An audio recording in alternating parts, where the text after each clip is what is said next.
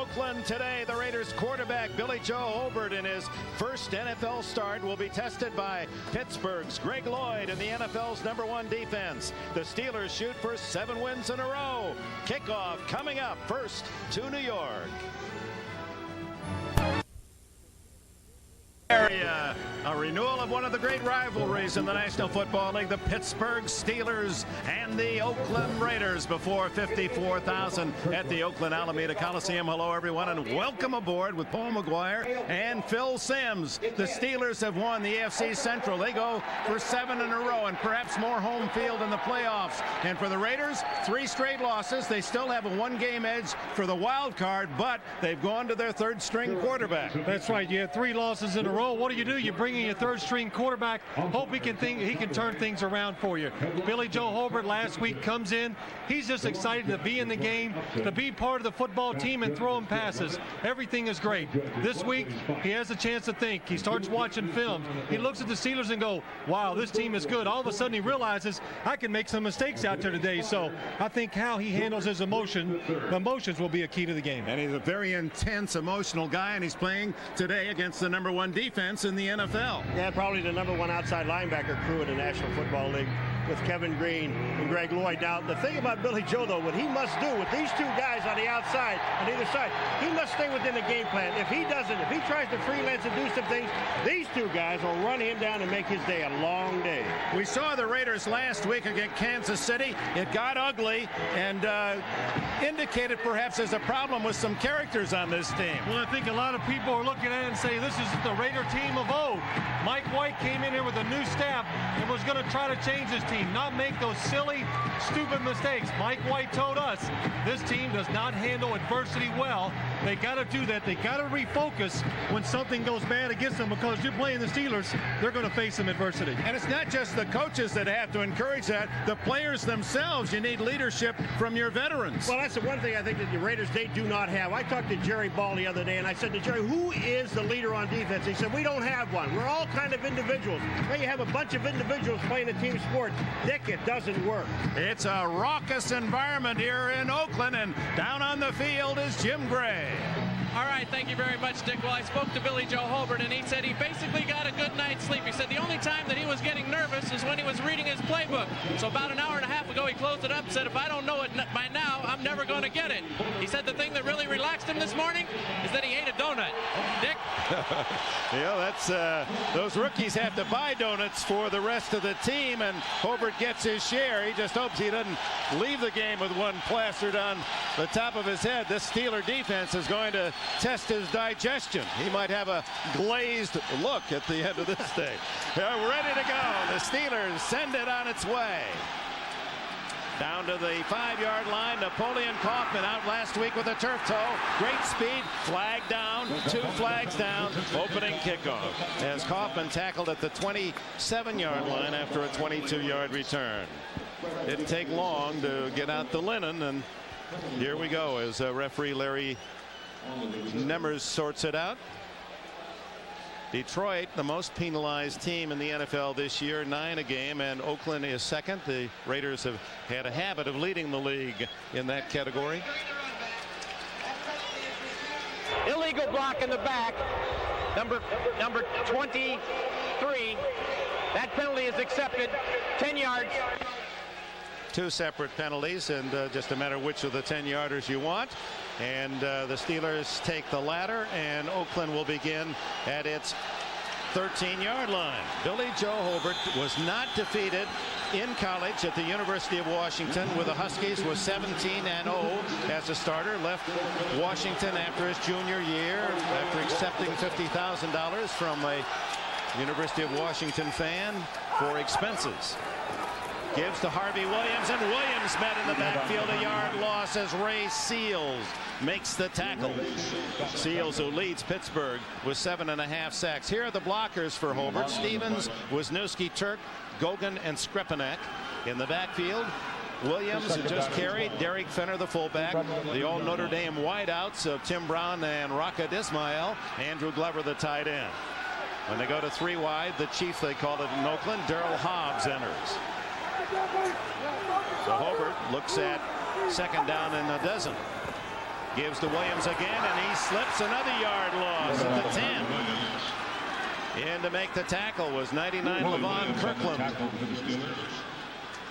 for Pittsburgh. Number 1 in the league total defense. They're 3 against the run and 3rd best against the pass. Buckner, Steed, and Seals in the 3-4 alignment. Green, Kirkland, Olszewski for the injured Chad Brown, and All-Pro Greg Lloyd. Lake and Williams at the corners. Bell and Perry are the safeties. In the Pittsburgh dime, Dion Figures, a starter corner last year, now working his way back in shape from that gunshot injury off season, and Chris Oldham-Enter. 3rd and 13. And the pass complete as Hobert drills it to Tim Brown. 17 on the play. Excellent job by Tim Brown on that play. He's going out for the pass. Watching here, Willie Williams, he trips over his foot, falls down, but stays with it, gets back up, and that's why he's wide open in that little hole. Billy Joe, good start there. And for Tim Brown, he is the first ever Raider to gain over 1,000 yards receiving 3 consecutive years. 74 catches now on the season. Had 89 a year ago. On first down, it's Derek Fenner, and he has a bit more luck, a couple of yards more than Harvey Williams in his 2 carries. Greg Lloyd, Joel Steed, and others in on the tackle. You know, I just hope that the Raiders, I know they've condensed this offensive game plan for Billy Joe, but Phil, I hope they don't have this kid hand the ball off 2 straight downs to try to run against Pittsburgh and then try to get the 3rd down, pick it up by throwing the football. That's not going to help this guy. The running game looks just like last week. The uniforms have changed, but the results are the same. Too much penetration by the defensive line. 2nd down and 8. Over 2nd throw, right on the money to Brown. He spins away and has close to a first down at the 36-yard line. It'll be 3rd and 1. Willie Williams on the coverage for the Pittsburgh Steelers. Williams for the injured Rod Woodson has played well. And we welcome those of you who have seen the Indianapolis Colts defeat the Jacksonville Jaguars 41-31, and Indianapolis stays in position for a wild card. They're 8-6 on the season. We're at the Oakland Alameda Coliseum. Bill Cowher's Steelers looking for 7 consecutive wins against the Raiders, who are trying to snap a 3-game losing streak. Just underway. Raiders' first possession.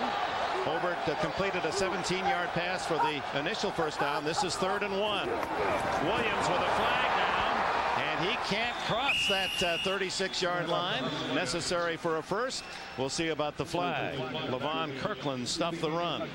We hit this on the head, Phil. I mean, this is the same Oakland team as we saw a week ago. They can't run the football. They got what? Last week they got a total of 8 yards and 11 carries, and this week motion against the Raiders. I got to tell you, there's a button on the side of your pants. Show them the button. See that button? Press the button. You're such a technological wizard. I listen to our producer, John Francis, all the time, telling me what buttons to hit all the time. So now I got a chance to tell somebody else. Hit the button. So 4th down and about 1.5 yards, and Jeff Gossett, who in his 14 years in the league has punted for more than 25 miles. That'd be like kicking the ball all the way from here around to Candlestick Park. He'll send it on its way to Andre Hastings. Hastings inside the 20. Gossett averaging just under 41 a punt this year, facing a 10-man rush.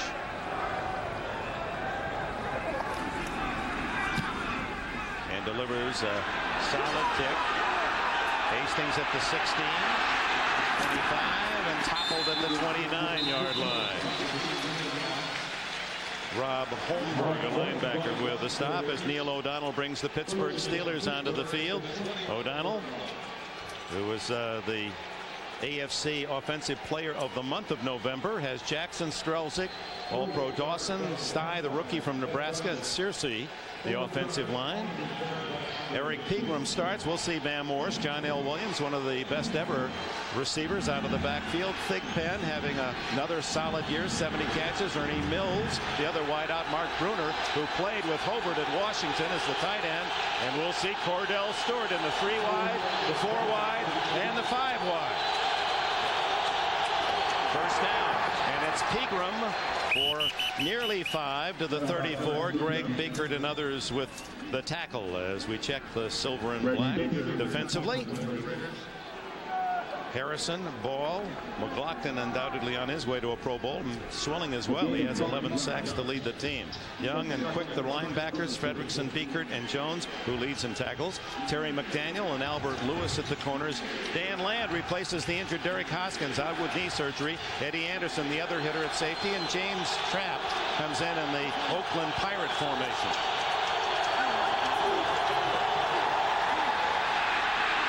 O'Donnell looking for the screen, but it was blown apart by the Raider defense, so he has to unload it out of bounds. Chester McLaughlin was just carrying half of the Steeler line into the backfield as he made his charge.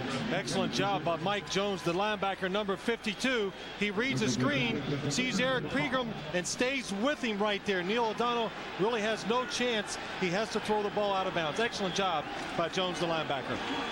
Third down and 5. Excuse me, this was screen all the way, and when you're only going to one guy and you have no outlet people, you got to throw the ball away.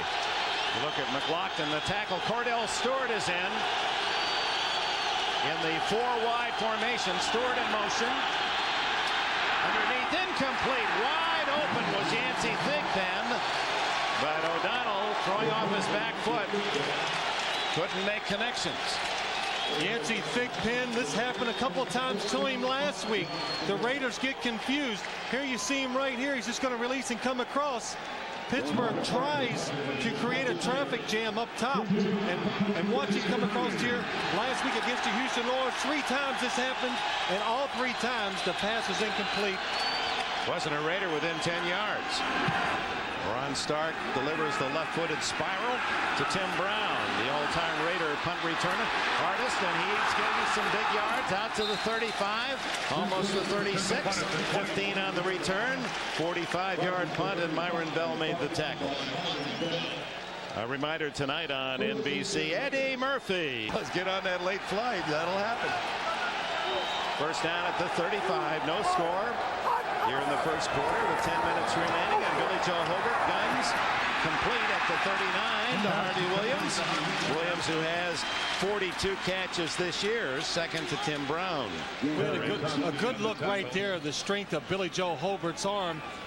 Look to your left of your screen, you're going to see Harvey Williams go out. Nobody open downfield, and he throws this ball and sticks it in a tight spot. Good coverage by Jerry Osofsky, but Billy Joe Hobart, one thing we saw at practice Friday, Paul, you like the strength of his arm. Oh, he can throw it. Only 3 on the pickup. Williams. Cut down by Greg Lloyd, the 4-time Pro Bowler, will get a lot of votes for the Defensive Player of the Year in the NFL. I'll tell you what, you can't run at him, you can't run away from him. He's a complete linebacker. That's what he wants to be. He told us that yesterday. Greg Lloyd, number 95. Watch this. He gets on the tackle, on the tight end, and it gets away from him, reads the run play, and then gets inside. Most players, linebackers, can't make that move inside fast enough. He can. That's a 5th carry for a -2 yards for the Raiders in this opening quarter.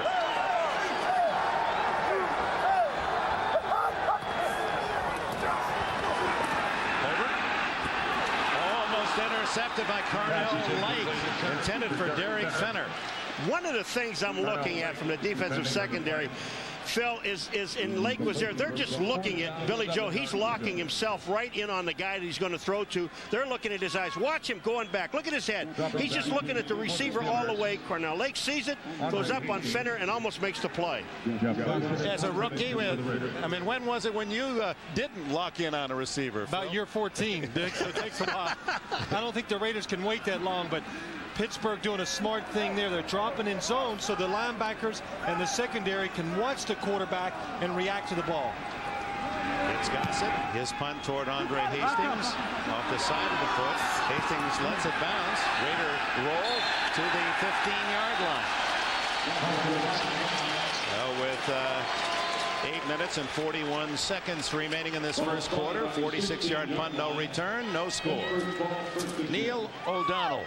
I think for the first time in the Steel City, there is a true appreciation for the talent of their quarterback. Well, you know, it really has been a long time. I did a lot of Steeler games there, and they said the one thing that we need is a quarterback, and that's when Neil O'Donnell was there. And he was playing hurt, and people didn't appreciate him. Then when he got hurt at the beginning of this year, and everything was going to pot, and they were 3-4, and O'Donnell comes back, they now know that they have a quality quarterback in Pittsburgh. What do you like most about him, Phil? Well, I asked him the question yesterday in front of you two. Was it easier to play in this offense that throws the ball more in last year's?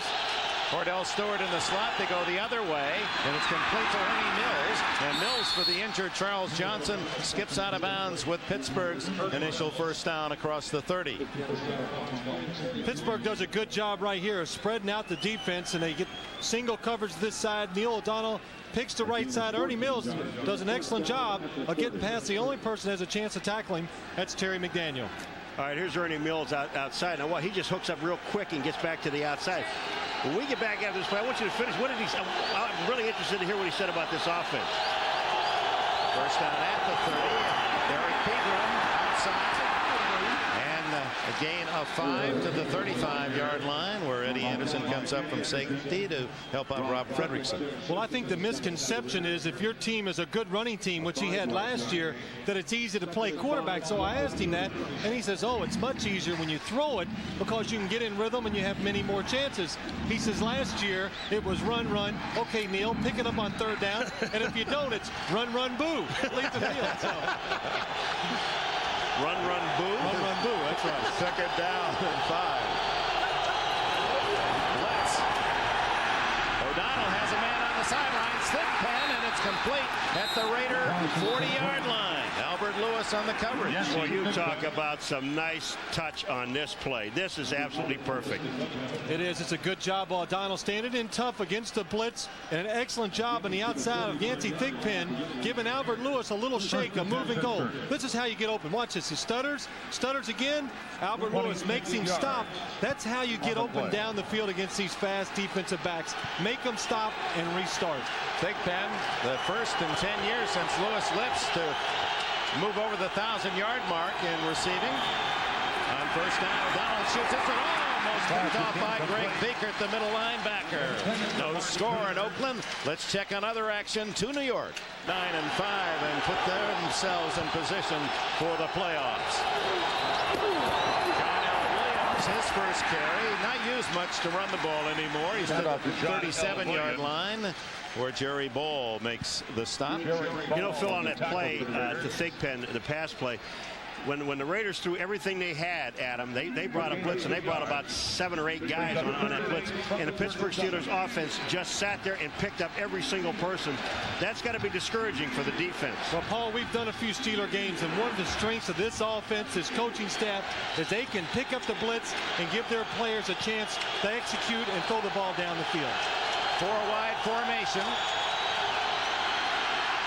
And down the middle they go to Mills. He's open. Touchdown, Pittsburgh.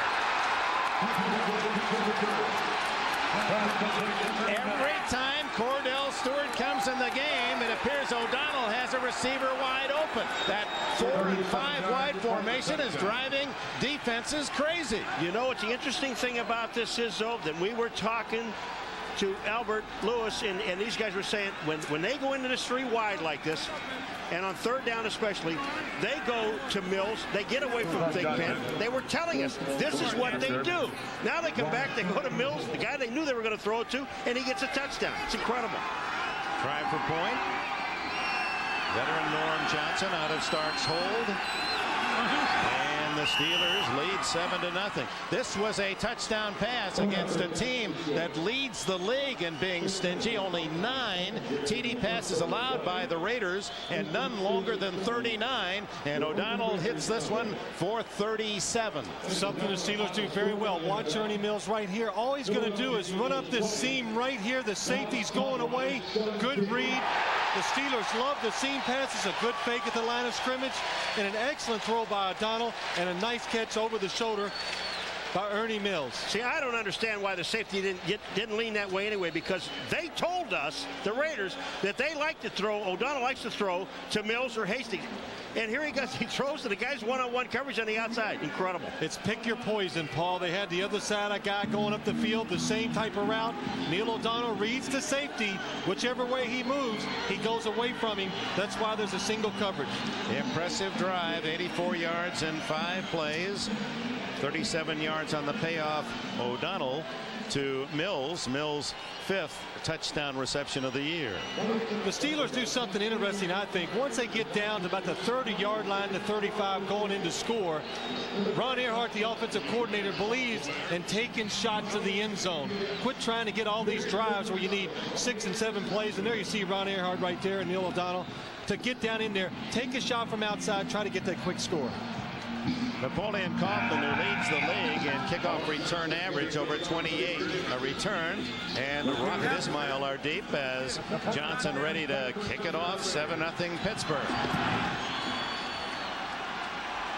To Kaufman, the rookie from Washington, and he's tripped up. Lethan Flowers makes the play for the Steelers.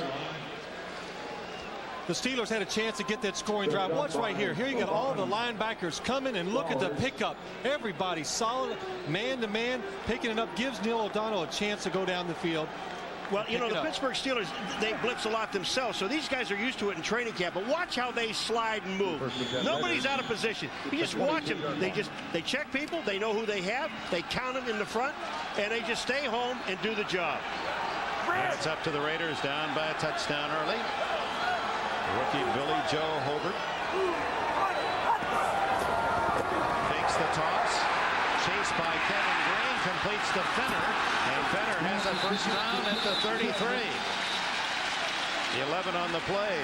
Hobert, the son of a former Washington High School champion wrestler, and a man that you said he was playing ping pong the other day down in camp, and he was perspiring. They plays that hard too. Well, we went to the practice on Friday, and they blew the whistle for everybody to come up, and Billy Joe comes running out of the where's the weight room, but they have a ping pong table. We didn't know that. And the guy's sweating, so and Phil says, working out? He says, no, ping pong. And I hate the game I lost. Yeah, he's a scratch golfer. He played minor league baseball. Gives to Harvey Williams, and Williams with some positive yardage gets about 4 to the 37. Well, last week that rushing game just provided no yardage for the Raiders. In fact, was the 8 yards was the low for the entire season in the NFL. Oakland also in that Monday night game at Denver nearly shut down. And today thus far, oops, 2 yards. There they go again.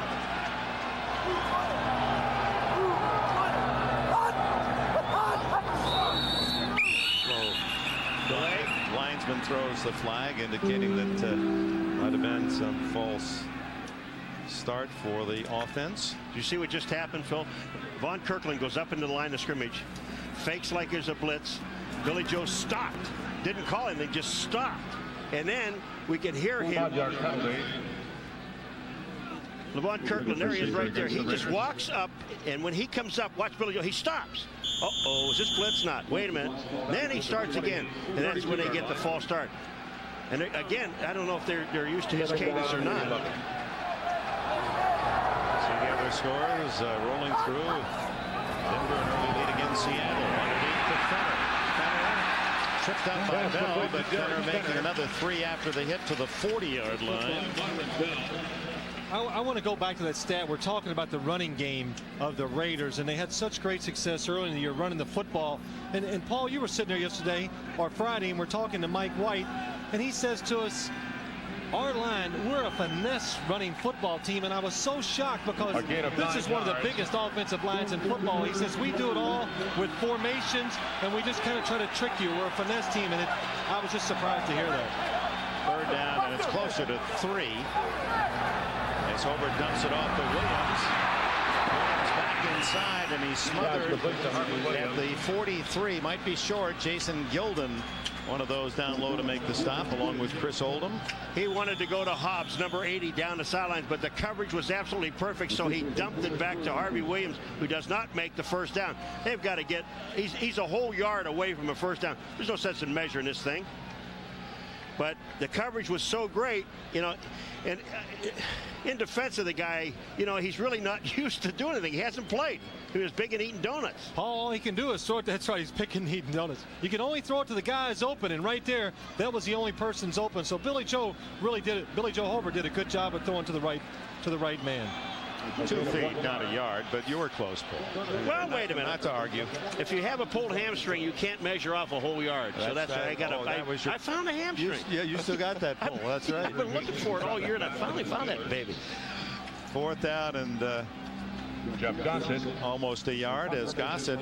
Not a good sign when your punter is active 3 times in the opening quarter. I wouldn't be surprised. You know, I would be surprised in one of these, especially this field position, that the Raiders, you know, fake a punt, do something to get something started for this football team. They've got to do something to make something happen. Try to draw them off sides, have the center squeeze the ball, fake the snap, anything right here. And Gossett is their emergency quarterback. He throws very well.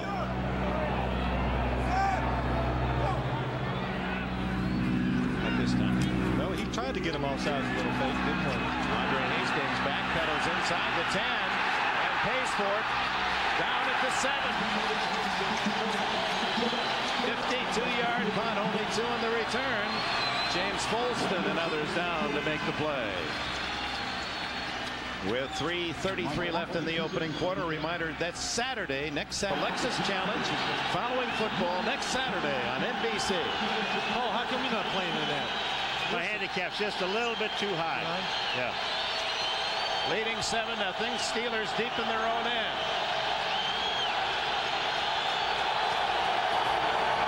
And Pigra able to break. They had him for a loss at the 4. Able to fight forward to the 8-yard line. Pat Swilling making the stop.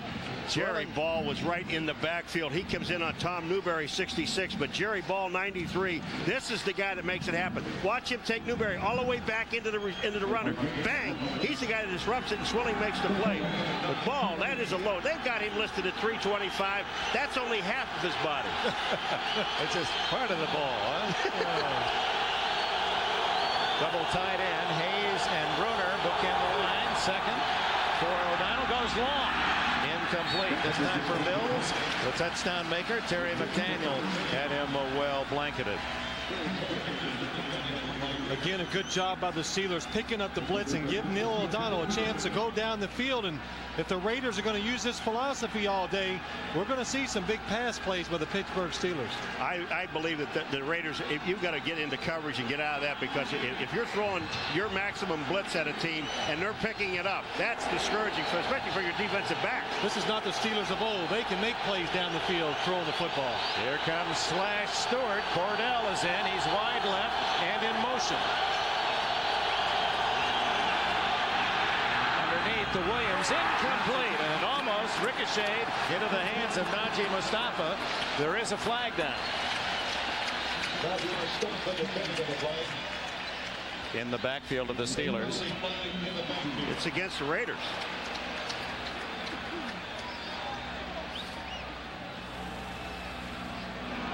Holding the call against the Raiders as we welcome those of you who have seen the Buffalo Bills maintain their hold atop the Eastern Division of the AFC with a 45-27 win against the St. Louis Cardinals. So Buffalo puts pressure on Miami. Miami hosts Kansas City tomorrow night.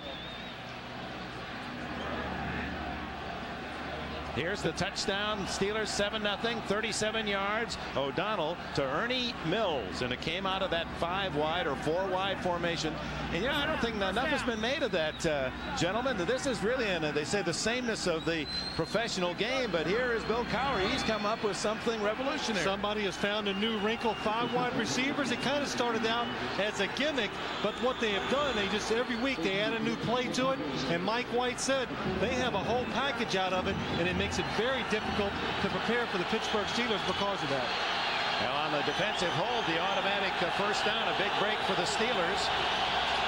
Stewart in motion, and it's batted, almost intercepted by Andre Bruce. Well, this could have been turning. You talk about turning something around. This could have done it for the Raiders. They needed it. If you're a defensive lineman in this league, you see the quarterback take a short drop, get ready to jump, get those hands up. Right there, the Raiders do an excellent job of it. Bruce is the guy that does it, too. He knocks the ball up in the air, then makes the turn around and almost makes the catch. You know, the other thing about the 5 wide, it wasn't by accident that they got there, and I'll get to that after this play. And it wasn't Cordell Stewart that started it off. It was before Cordell. 2nd down and 10.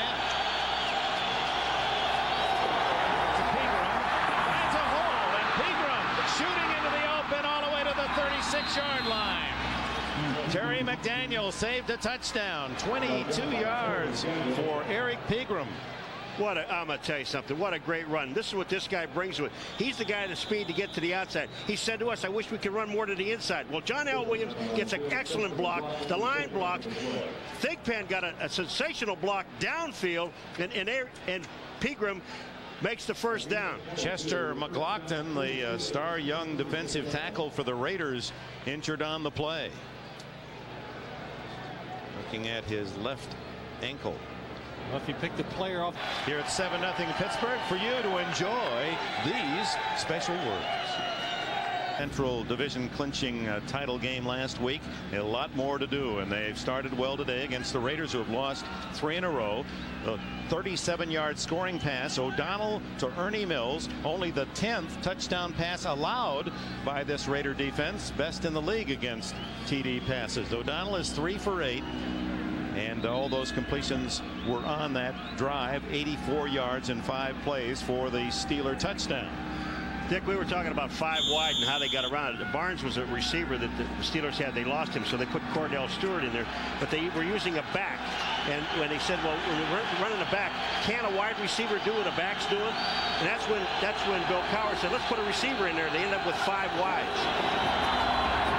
Pegram and another big hole. Eric Pegram, the former Atlanta Falcon, is close to the 45-yard line. A gain of nearly 9. Mike Jones makes the tackle. Well, this is if you're going to log it like the Dow Jones, this is teams going in different directions. The Steelers, as you know, with injuries to their cornerbacks and to O'Donnell, started 3 and 4. The Raiders started well, but have lost 3 in a row. They're on a downslope, and the Steelers, well, the sound effects tell it all. They're on an up. That was Sims' stomach. Yeah. It's 2nd and short, and Pegram picks his hole and able to wiggle across for the first down at the 48-yard line. Anthony Smith, the NFL Man of the Year for the Oakland Raiders, makes the tackle. Anthony is the NFL Man of the Year candidate for the Raiders. The national winner or NFL winner will be announced in a week or so. And for the Pittsburgh Steelers, Greg Lloyd, the Pittsburgh NFL Man of the Year. Well, the difference in this ball game right now is that the Raiders cannot run the football. They have 2 yards running, and the Steelers can. And as long as they can run it, they're going to jam it down their throat. Man of the Year for the community service by an NFL player. O'Donnell incomplete to John L. Williams drops the ball as Greg Beaker covering for the Raiders. Frederickson was on a blitz, and I don't think anybody picked him up. He came to the inside, and John L. didn't read it. John L. has him in the blitz. He realizes too late. You're going to see the blitz come here. And once John L. from back here release on the pass, and all of a sudden he's going to go Whoops, I missed him. Throw it to me real quick, Neil. And then he drops it. Well, it was a good job by Neil O'Donnell seeing that the blitz wasn't picked up, so he threw it to the guy who was supposed to pick the blitz right. That's one of those, look out, I'm open. Yeah, that's right. The old lookout block. They help sometimes out there, though, Dick. On 2nd and 10, a reverse to Mills, trapped and dragged down by Pat Swilling. Not fooled a bit. Well, Neil O'Donnell was supposed to get a block, and he misses, and that's a tough assignment for a quarterback to block a linebacker, and Pat Swilling gets it. Well, Pat Swilling does a good job of being disciplined and staying backside, because I'm telling you, if he is not there, Ernie Mills is going to run down for about a 30-yard gain, because the Raiders were really fooled on the play, except Pat Swilling. Look at Pat Swilling. Now, see, he just sees it, reads it. He sees the handoff over there. I hate this play. I'm telling you right now, this play works less and less every time you see this thing, and it gets you in trouble. Here they are moving the ball down the field, and you try and gadget what they don't have to do. 3rd and 22. A dozen lost on the play. O'Donnell dumps it off to John L. Williams. Flags flying in the defensive secondary. Rob Frederickson makes the tackle well short of a first down. Now, don't forget, a defensive hold has kept this drive alive for Pittsburgh. They were stopped inside the 10-yard line. We're about to punt when on 3rd down the Raiders were guilty of a foul. You got to have another holding penalty. They were grabbing Cordell Stewart all over the place, and the guys are down. This is what happened. Too many men in the field on the defensive team. That's a 5-yard penalty. Repeat 3rd down. Well, I thought there was holding when I see the flag with Cordell, but it wasn't. 12 guys. It'll be the Steelers' 3rd and about 17 when the second quarter begins. Welcome you back to the Oakland Alameda Coliseum. Dick Enberg with Phil Simms and Paul McGuire. The Steelers on a 37-yard touchdown pass. O'Donnell to Mills, lead at 7-0 after a quarter. And it's Pittsburgh, 3rd down and 16 at their own 43 as we open the second period. They go to the 5 wide. O'Donnell dumps it off to Andre Hastings, and Hastings has a first down at the 40-yard line. Tackled by Chester McLaughlin. What an outstanding run after the catch. Excellent job right here. What you're going to see, look at Andre Hastings. He's in the backfield, picking up first for the blitz. There is not a blitz. He releases. Neil O'Donnell sees him, and all he does is really just makes a good run against the defense. It's all spread out because of the 4 wide receivers. And too many men on the field gave him the opportunity again to pick up another first down. And we're going to show you something on too many men on the field in a moment. First down, 17 on the play. Give it to Pegram, and he makes a yard. 12 men on the field on that penalty. No, not 12. Boys and girls, how about 13? They had 13 people on the field and on the play, and that's why the flag was thrown. I want you to see, here's the line. There's 1, 2, 3, 4 there, 5, 6, 7, 8, 9, 10, 11, 12, and hello down here. See this guy? He's on the field. That's 13. That's why they got 2 penalty flags, right? Have you ever seen any more than that? That's a big play by Hastings to continue the drive, and now O'Donnell under pressure, dumps it off, complete.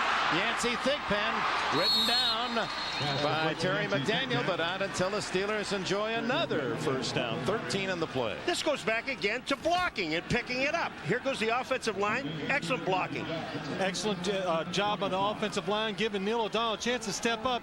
What the Steelers are doing, you see all these crossing routes, receivers crossing each other, trying to get free against that man coverage right there. Look at, here's a blitz. You've got 6 guys coming, and they pick up everybody. John L. Williams again doing an excellent job of picking up a blitzer. Yancey Thigpen, his second catch. Bam Morris in the backfield for the first time, and he gets the handoff, and Pat Swilling tackles him.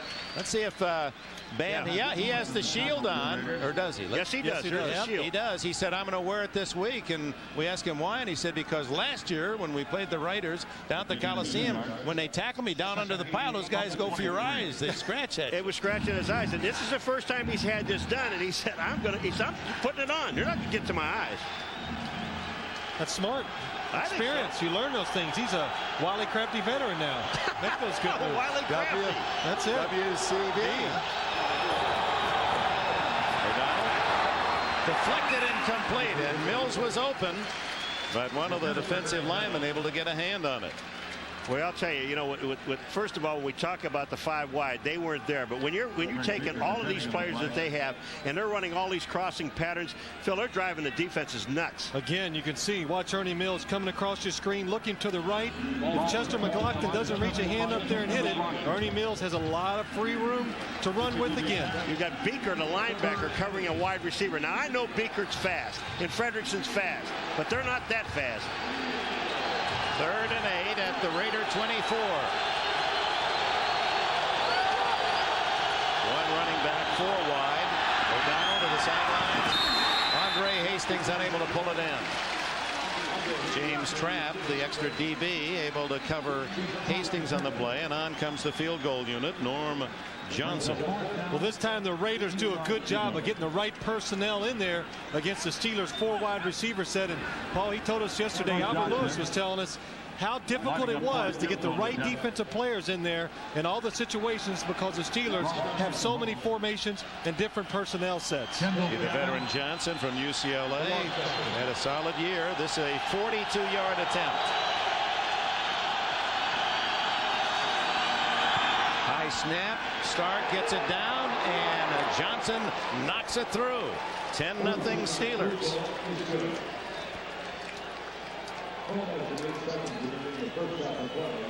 Good job by the holder, who is also a good catcher, Stark. It's worth 3.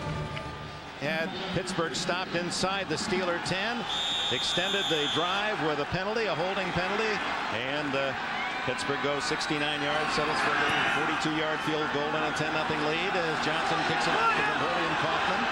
Kaufman at the 20, breaks through at the 30, and he's out to the 38. Oh, he has dangerous speed. Napoleon Kaufman, the #1 pick of the Raiders from the University of Washington. Alameda Coliseum. Let's see, you told me what position he played. Safety. Oh, that's right, the safety. Strong safety, the actually. pin gives it away. That's right. It. His mom and dad, I'm sure they're proud of him today. Honey, I'm home. That's right. 10-0 Steelers. Raiders from the 37. 38-yard line. Homer down the field. Incomplete, well over Andrew Glover's head.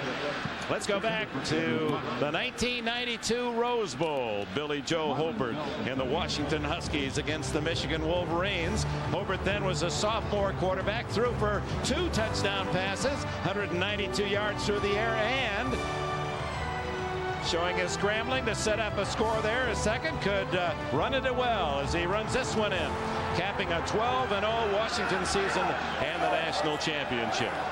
And he makes his first NFL start today. Caught from behind, gets away from Green and completes it to Glover.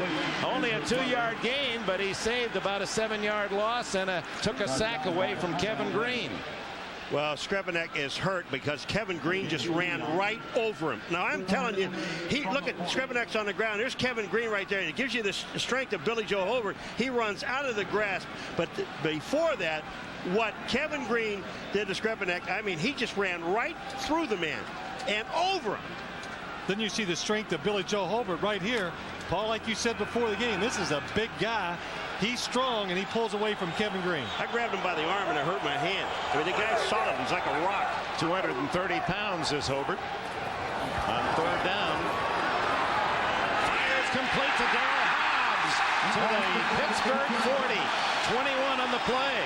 Oh, he showed an arm on that throw. Yes, he did. The offensive line does an excellent job of letting Billy Joe Hobart drop back. What's the offensive line right here? He gets to stand back there, wait that extra second for the deep route down the field to get open. Darrell Hobbs doing an excellent job. There's no real secret about playing quarterback. Look at that. Hey, Winky, I got you. He's loose. I tell you, there's no secret to playing quarterback if you have time to throw the football. They got to give this guy time. We know what kind of arm he's got. Got a lot of moxie, too. Toss to Williams. And Levon Kirkland. Oh, did he fill as Olszewski had slowed him down, and Kirkland applied the knockout punch. I'll tell you, if I'm a halfback in this system right now, I go back to the quarterback and say, I don't care, don't call any running play. And if you are, give it to the other guy. Don't give it to me. Because Levon Kirkland and Olszewski, number 55, watch him stand up, get inside, and here's Olszewski, and here comes Kirkland over the top. Man, that is beautiful. Well, that'll shorten your neck size, those kinds of tackles. 2nd and 10. Williams 6 carries for 1 yard today. He's having a tough time getting to that 1,000-yard mark. That one hops as Williams out of the backfield, and Hobart had to hurry. I'm not talking about this. His mother got mad because she was mad. Wait, hold about his neck. Got mad at who? Got mad at Dick. No, it was you. I didn't talk about his neck. No, I think he has a beautiful neck. Well, it says it's the sloping shoulders. We gave him the Billy Truax Award for the all-neck team, and he claims that the Raiders themselves have voted, and they say that even in this area he doesn't have the biggest neck, that a 49er has Burton that. Hank, yes. Burton Hank. The longest neck. Longest neck. Long neck. Nothing wrong with a good long neck. No. I didn't say it, Mr. Williams. Yes, he did. 3rd and 10. Fenner knocked in the air and completed, but it slowed down the play, and that allowed the tackle from Darren Perry. Kevin Green deflected the pass. A gain, well, actually no gain, back to the 40-yard line, and we have our first little pushing match. Well, I'll tell you one thing. I don't think the Raiders are going to challenge the Pittsburgh Steelers like they did against the Kansas City Chiefs. Look at the blitz right here. You're going to see Chris Odom coming in, and then Carnell Lake's going to loop inside and come free. That's why Billy Joe Colbert has to get rid of the football. Right there you see Carnell Lake coming in untouched, has to drop it off to Harvey Williams outside. Yeah, this would be a time for a fake if you have one. You're on your opponent's 40-yard line. Gossett trying to drop one inside the 10 to Hastings. Nice snap. Fair catch by Hastings at the 12-yard line. Timeout, 8:46 left in the opening half. Zone. Steelers leading 10-0. Billy Joe Hobart's debut as an NFL starting quarterback. A bit empty at this point as the Steelers have defended well. Start at their own 12-yard line.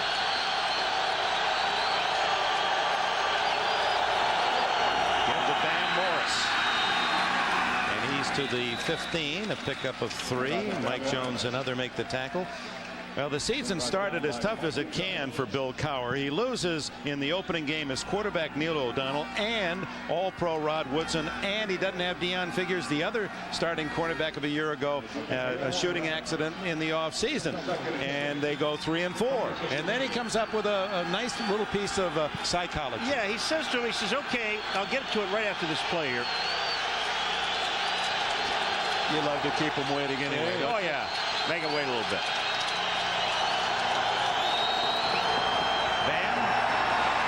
It up and had some daylight for a moment, stumbled and covered by Eddie Anderson. First down at the 26. So what Bill Cowher said to his team, he said, look, we can look at this team, this season as a write-off, 3-4, or we can start our season all over again. We've got 9 games to play. Let's take them one at a time, have a new season. Well, folks, they've won 6 in a row out of that 9, and they've got 3 to play, and they're winning this game here. And he's already using that same philosophy, psychology for the playoffs. He said 16 days from now, we're all going to be even, the ones that are in the playoffs. And he's absolutely right. There is no record after that. Nose in motion. He has the touchdown catch. O'Donnell swing has his 12th sack of the year. And he comes flying through the block. Right there, the Raiders did an excellent job down the field. They played a zone, and they make Neil O'Donnell hold the ball a little longer than he wants to. The defenders are back. You see Pat Swilling finally getting past the tackle. John Jackson, and makes the sack. Boy, he puts a move. He just spins to the inside, and Jackson, he just takes him back, and it dives right at O'Donnell. What an excellent play. He was the NFL Defensive Player of the Year in '91 when he had 17.5 sacks.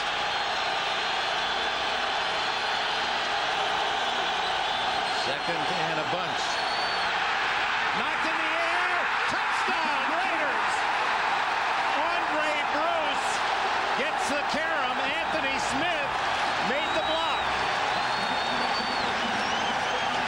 What a tremendous tremendous defensive play, and this is what this team needs. And they needed somebody to step up and do something. Offensively, they weren't doing a thing. Defensively, they've been close, but not close enough until here. Anthony Smith makes the block, knocks the ball into Bruce. Bruce gets all the credit, and no one's shaking Anthony's hand. 1-yard touchdown interception from Andre Bruce.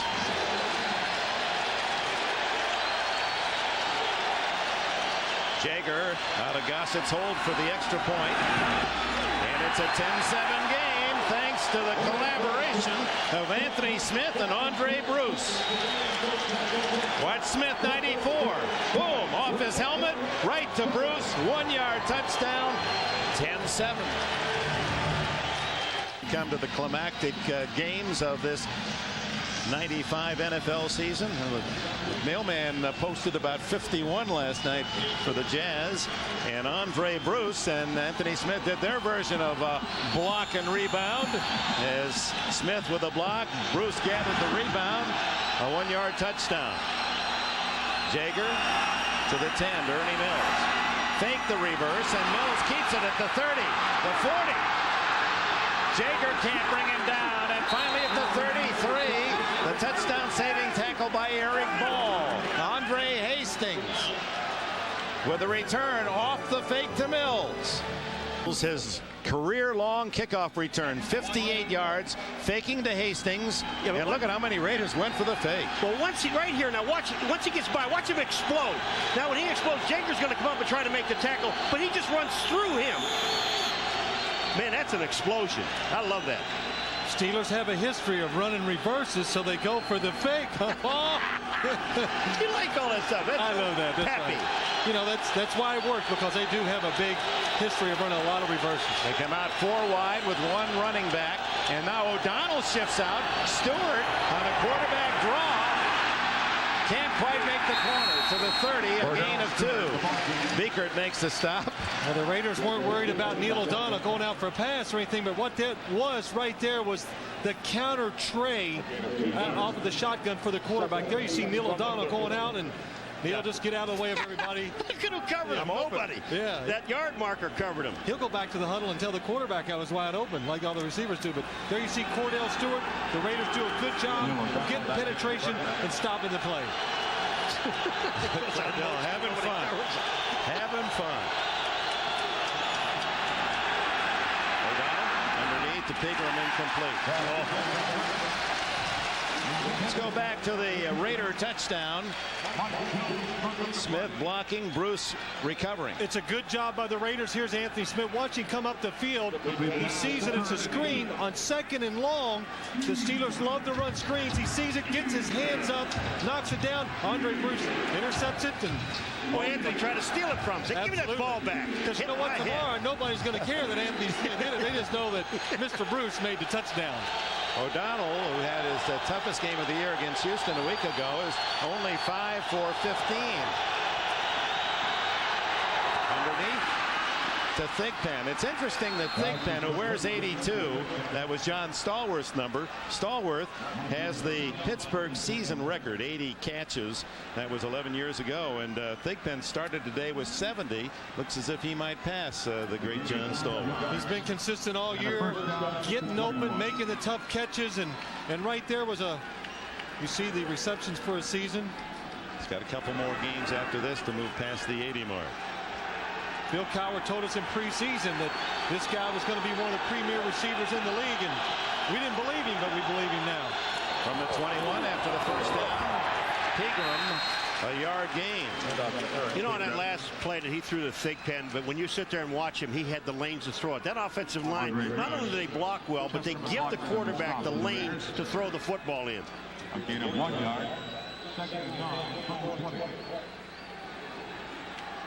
It's 2nd down and 9 as you look into that Steeler huddle, anchored by their 3-time Pro Bowl center, Dermontti Dawson, number 63. Maybe the best center in the National Football League. Mills in motion. O'Donnell hitting the ankle. It's intercepted by Smith, and Bruce will escort him to the end zone, but hold on. I think they're going to bring it back.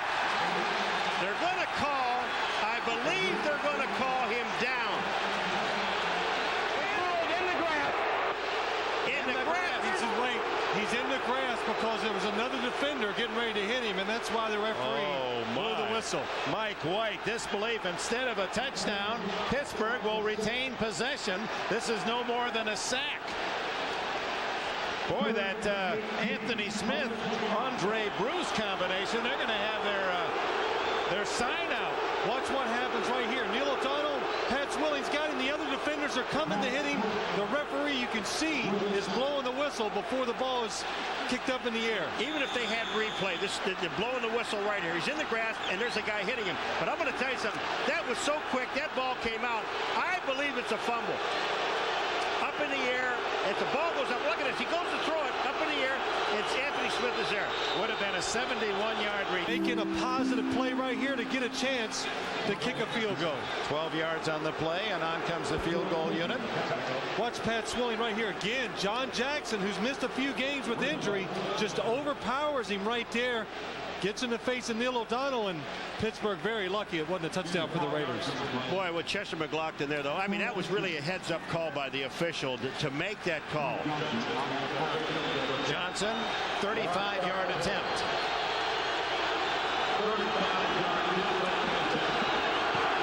Boy, that's a 10-point swing on one whistle. No touchdown for the Raiders. 35-yard field goal, Johnson. Anthony Smith, who play led to the touchdown, batting the ball to Andre Bruce, thought he had one of his own. 71 yards and no go. In the grass call, a quick whistle, but as you look at the replay, you can understand that judgment. Anthony better get him some oxygen. He's about to pass out. Napoleon Kaufman and Rocket Ismail are deep. It's to the rookie Kaufman at the 10. Slips. And finally out of bounds at the 26-yard line. Chris Oldham made the tackle. 3:13 left in the half. Let's go to Jim Gray. All right, thanks, Dick. The Raider defense is getting beaten up. Jerry Ball, strained left calf. He probably will not return today. Very questionable. And James Folston fractured his wrist. He's done for the day. And, in fact, they're going to have to evaluate him for the rest of the season. Dick?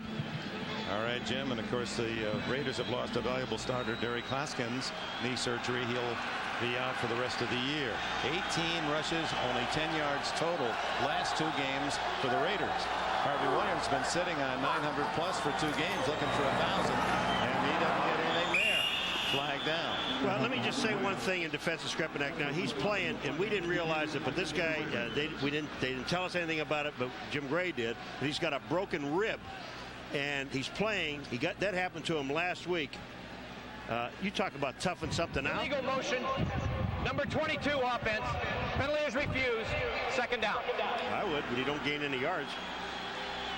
Harvey Williams needing only 68 yards to reach the 1,000-yard rushing mark. No Raider has accomplished that since Marcus Allen 10 years ago, and he must be wondering what's happening to the game. He's been running rather freely all year, and suddenly can't buy a yard.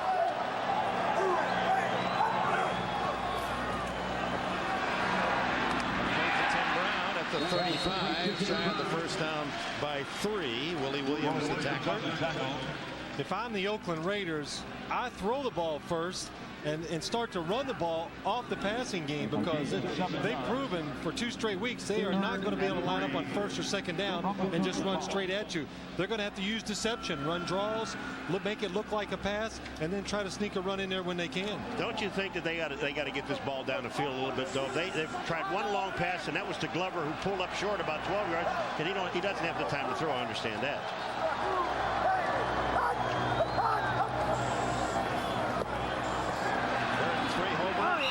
Incomplete. Right at the yardsticks to Napoleon Kaufman, and Hobart throwing under some severe pressure. It looked like that time Philly tried to put some touch on the ball instead of drilling it in.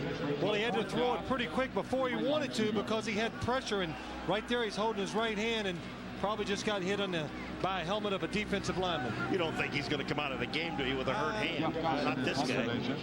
Says it's so intense that he perspires when he plays cards. So does Paul. Oh, yeah, I do.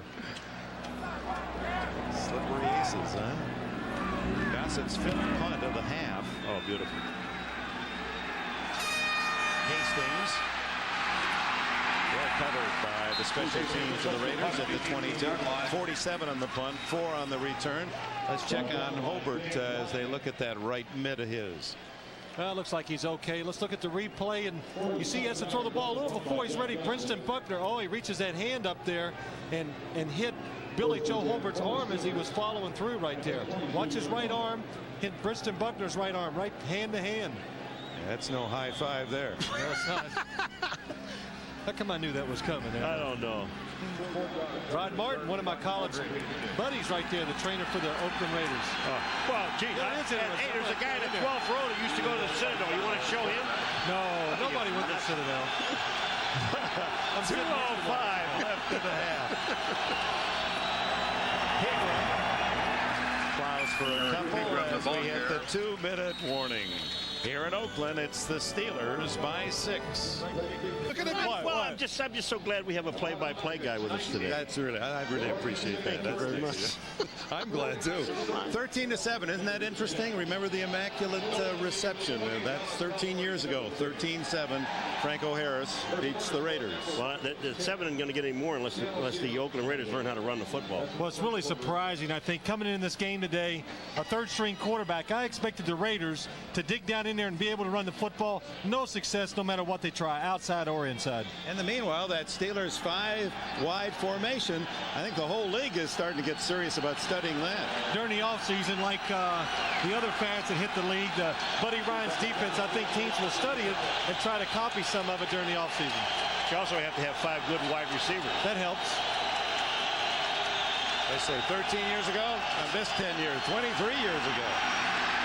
The immaculate reception. Andre Hastings to the 18-yard line and a loss. Well, I don't understand that play because they ran the screen down by the goal line and ended up in a touchdown for the Raiders. That's 3 screens today by the Steelers, and none of them have worked, so I don't think we'll see any more of them. Instead of load them. Stop the Steelers, get the ball with a last chance shot here in the half. O'Donnell, well protected, no one open, and has to throw it away. Good coverage by the Raider defense. Cordell for the punt, a veteran from Florida State. He, like Jeff Gossett, in his 14th season. Oh, he hit it. It's a good one. Back to the 37, fair catch Brown. Well, we talked about the immaculate reception of 1972. Terry Bradshaw, desperate, last play of the game. No one open, scrambles, looks for Frenchie Fuqua, hoping to get in field goal range, but it wouldn't matter. The clock had run out.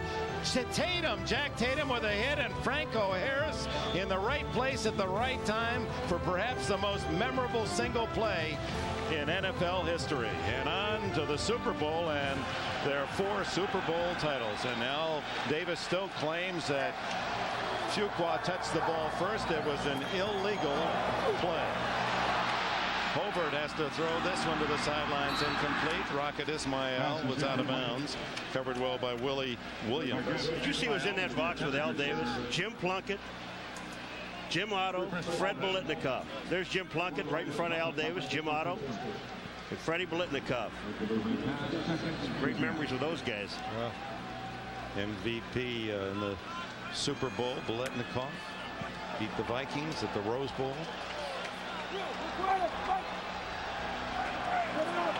13-7 Steelers.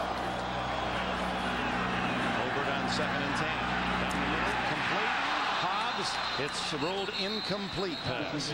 Didn't get both feet down as Greg Lloyd jarred it free. Excellent job right there. Billy Joe Hobart standing in the pocket and waiting as long as he can. Watch Darryl Hobbs from the outside come in. Tim Brown inside clearing it out. Just a little too bit far out of his reach. Good job by the Pittsburgh secondary making the hit. You know who that was? 95. You know who he is?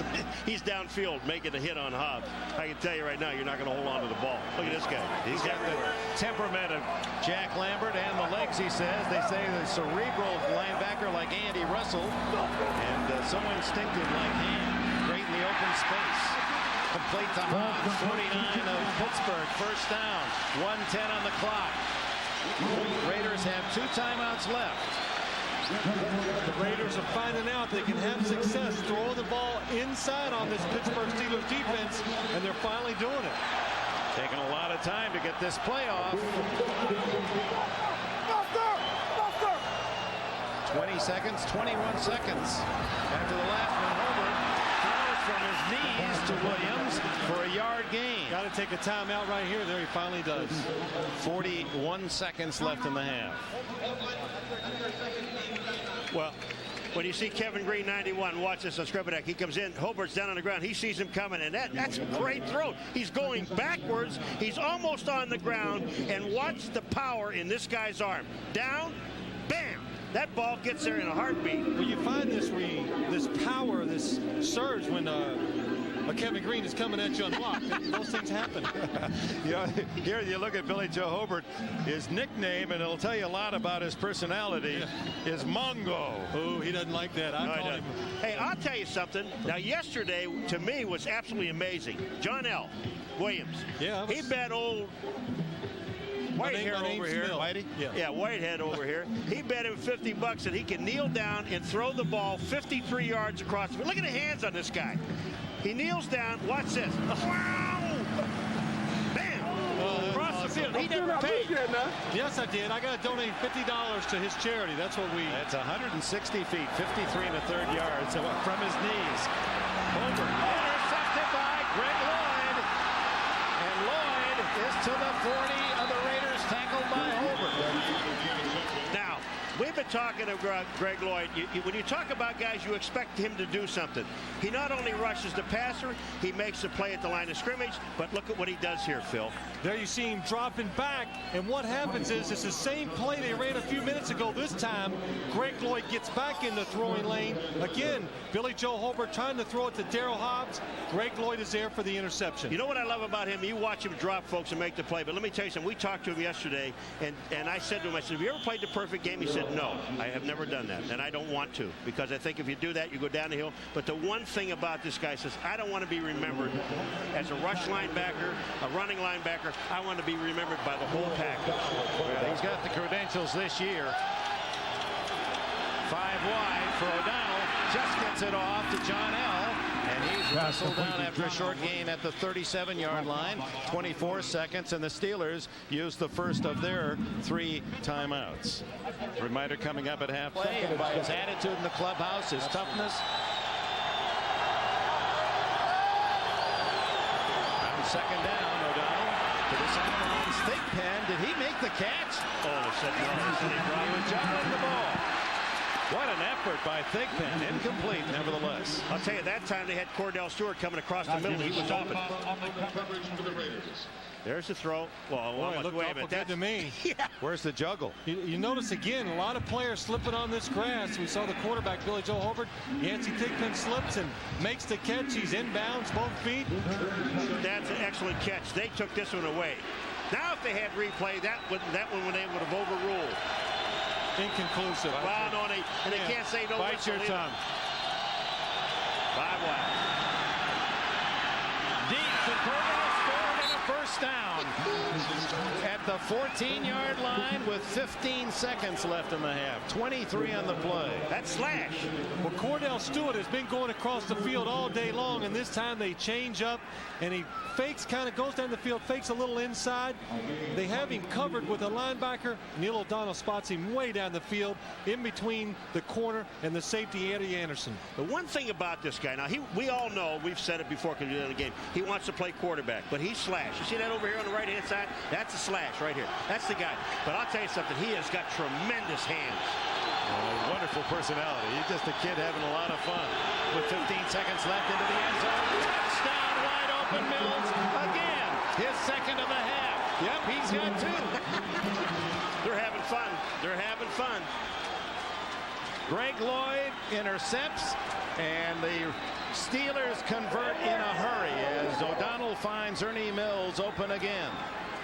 Remember one other thing that happened last week in the Kansas City game, the third play of the game, the Raiders intercepted a pass and get a touchdown. They don't get another touchdown on offense until late in the game when Billy Joe came in and threw 2 touchdown passes. By that time, the game was already over.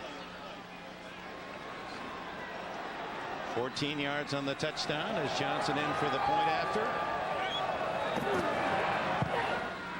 Boy, you talk about this second quarter, man. You get the interception for the Raiders. Looks like it's a touchdown. They have the lead. No, and the Steelers get a field goal. 10-point swing. You got the Raiders still down by only 6. They're driving into the half. Do they get a score, take the lead? No. Lloyd intercepts, and instead it's the Steelers 20-7. Ernie Mills is going to come in here right here and go right down the middle of the field. This safety should see him and pick him up. Does not do it. The Steelers moving a lot of players around, trying to confuse the Raiders secondary, and right there, Ernie Mills, nobody covering him down the middle. You know, the thing that bothers me about this thing, there's no other receivers out there. I don't know what they were watching. I know it's a zone, and it is zone defense. When Mills goes in the middle of the zone, nobody even touches it. Billy Joe Hobart, his reaction, the interception. That's, you know, he takes it on his own shoulders, and Greg Lloyd, again, punctuating his. Wait a minute. Well, there's some wisdom in that. There is. You know, I understood that. He's just going to come out and play and let it happen and not think too much. Rocket Ismail doesn't have to take it out. It was the momentum of the kicking team that sent it through his hands into the end zone, and the Raiders take it at the 20-yard line. Did he say he understood it? It's a quarterback thing, Paul. You know, we got this way of talking and understanding each other. Oh, please help me. Oh. How could a kicker understand that? That's what I want to know. I think we should have had a couple of buys. He understood that one. Mike White, boy, the face becoming more drawn and the furrows deeper as this season has developed. His team once 8-2 and trying to break out of a 3-game losing streak. 9 seconds left on the clock, and they're just going to kneel it down. That never makes the home team crowd that happy. Raiders, perhaps with a tough break, didn't get a touchdown on a quick whistle. And the Steelers using a Greg Lloyd interception late in the half to build a 27 lead. We'll be sending you to our NFL on NBC studios in New York in a moment. First, these words from your local station. And the Raiders, but for the defensive touchdown, shut out in the opening half. Well, you see that little one over there, that little yellow guy, 1 yard rushing. If you can't run the football, you can't win in the National Football League, and there's no secret to it. A thing that sticks out in my mind, the first half, the interception Billy Joe Hobart threw right before the half ended. Mike White made a point to us the other day. A quarterback, the most important thing you can do is manage the football game. You get in those situations, you have to know, no matter what, I cannot make a mistake. He made a fatal mistake right there. Ernie Mills takes the second half kickoff for the Steelers. The man who scored on 2 touchdown passes is tackled at the 25 as we go down to Jim Gray. Thanks, Dick. Well, Billy Joe Hobart did change his cleats at halftime. He slipped twice right there toward the end of the first half. He changed them to these longer cleats. The ones that he was using in the first half were about half this size. Also, the sod at the middle of the field, Dick, has just been replanted. It's brand new, and it's causing quite a few players some problems. Dick? All right, thanks, Jim. And, of course, the water level, we're below sea level here at this particular site. Some of that sand to try to take up the moisture is the problem as well. Well, that's what the Steelers told us yesterday. It's the worst field they've ever seen. It's nothing but sand. O'Donnell to Pegram. Eric Pegram up to the 33-yard line. Eddie Anderson with one of those solid hits of his. Eric Pegram running well. You know, I asked him yesterday about would he rather run a few more plays inside than outside, and now they are running plays inside, but they're getting excellent blocking. You see the blocking by John L. Pegram over the 700-yard total mark for the season with his 58 today. Actually, 8 more to the 50 you see there. That's his first half. 1 for Harvey Williams. Second and a long 2, and Pegram fumbles, and the Raiders think they have it. No official signal yet. Yes, Raiders ball. Rob Frederickson recovered.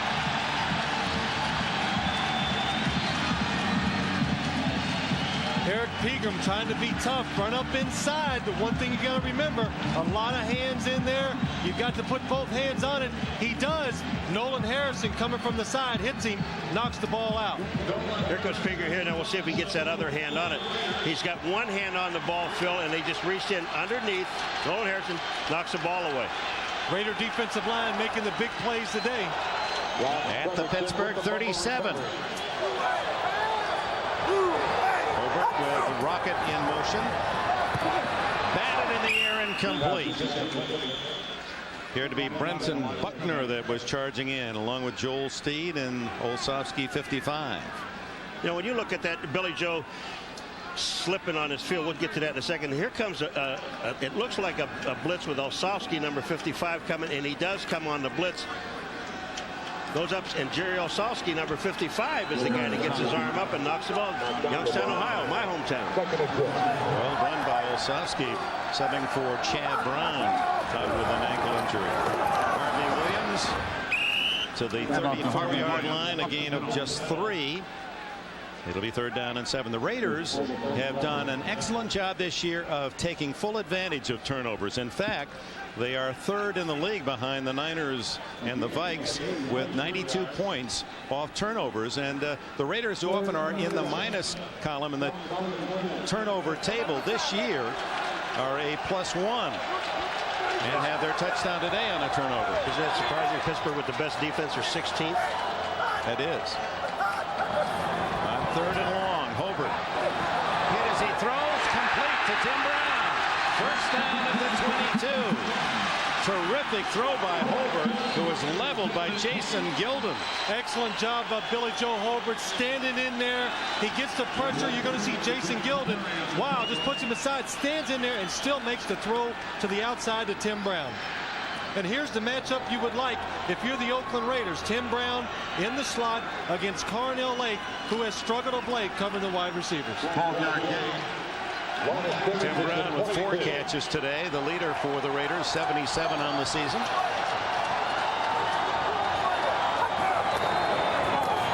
Williams spins out of the grasp of 2 Steelers and fights to make a 1-yard gain. Darren Perry brings him down.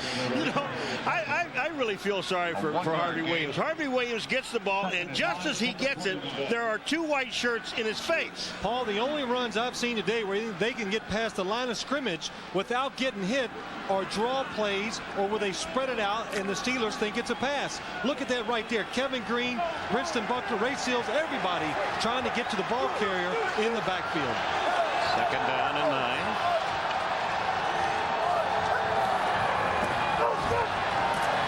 Over into the end zone, wide open, incomplete to Daryl Hobbs. Just off the mark was Hobert, as Hobbs had beaten the Steelers by 5 yards. And this was a good throw too, folks. I mean, he should have caught the ball. Excellent job by Billy Joe Hobert standing in there, and what happens is it's one of those 2 deep zones, and you see Darren Perry right there got caught inside, and nobody is outside for Daryl Hobbs, not able to make the catch. I mean, you can see when that replay there, that ball hits him right in the hands. This is an offense that's really struggled to score touchdowns. You get those opportunities only a couple times a game, and you have to take advantage of them. Here comes the blitz. They pick it up. And Hobert being chased from behind, throws incomplete to Tim Brown. 2 potential touchdowns through the hands of receivers. Did you see with Harvey Williams blocks on Darren Perry, number 39? Harvey Williams gets him up in the air. Watch this. Harvey Williams, here goes Perry to the inside. Watch what Harvey does. He's got him up in the air, and he's going to throw him down, slam dunk, and pin him. And then Greg Lloyd from behind, as Hobert delivers, and Brown doesn't drop many of these. Tim Brown does a good job of reacting off the scramble of Billy Joe Hobert, and a sure hand receiver lets a touchdown get away from him right there. 39-yard field goal attempt then is the answer for Jeff Jager, and he hits it through cleanly. 39-yard field goal. Flirting with 7. The Raiders on 2 occasions settle for 3. 20-10 Pittsburgh. Day in the San Francisco Bay Area. Welcome back to Oakland. Tim Brown and Daryl Hobbs with touchdown catches in their midst. Could not pull them in. Short kick. And racing up is Ernie Mills, one of the stars for the Steelers today, tackled at the 31-yard line. Let's go back to the 2 misses. All right, first of all, Phil, I don't care how much experience you have as a quarterback. This guy threw that ball twice perfectly. 2 excellent throws. They come in the game today and watch the second drop. You see, good job of waiting till the last second. Gets hit right there by Kevin Green and puts it right on the money to Tim Brown. But the Raiders come in today thinking their third-string quarterback, Billy Joe Hobart, is going to hold them back. And he's been the plus. If they're going to win this game, I think they're going to win on the arm of their quarterback, Billy Joe. Both Tim Brown and Rocket Ismail firing the helmets to the ground. Steelers by 10. O'Donnell down the field. Caught. Ernie Mills, and now they say incomplete. He was juggling, did not have control. Eddie Anderson with a hit. That's a tough chance for Mills. Excellent job by Eddie Anderson, reading the quarterback's eyes the whole way. Here comes Ernie Mills coming across the whole field on a play-action pass. Eddie Anderson's the free safety. Look at him. He sees the ball all the way, hits the receiver just as the ball gets there. That's why he can't hold on. Well, when you look at Mills, now watch it. He's trying to pull it down, and he never really has control of the ball. And you see the ball come out. This is an excellent call by the official. Eddie Anderson, who played at Fort Valley State, his teammate was Greg Lloyd of the Steelers.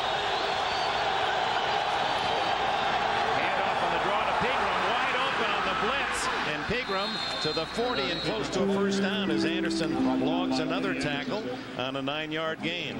Here's what happens when you're going after the quarterback and you think they're passing. You run right by the guy that's running the draw, which is Pigram. Watch the black shirts as they go by Pigram. Here they come. The blitz is on. They go by. Pigram's to the outside. A little bit of holding by Strelzik, but not a whole lot. Nobody even blocked Pat Swilling. Let him come upfield, run underneath him. Third down, a long yard. And O'Donnell set out as a flanker, and then it's Stewart on the sneak.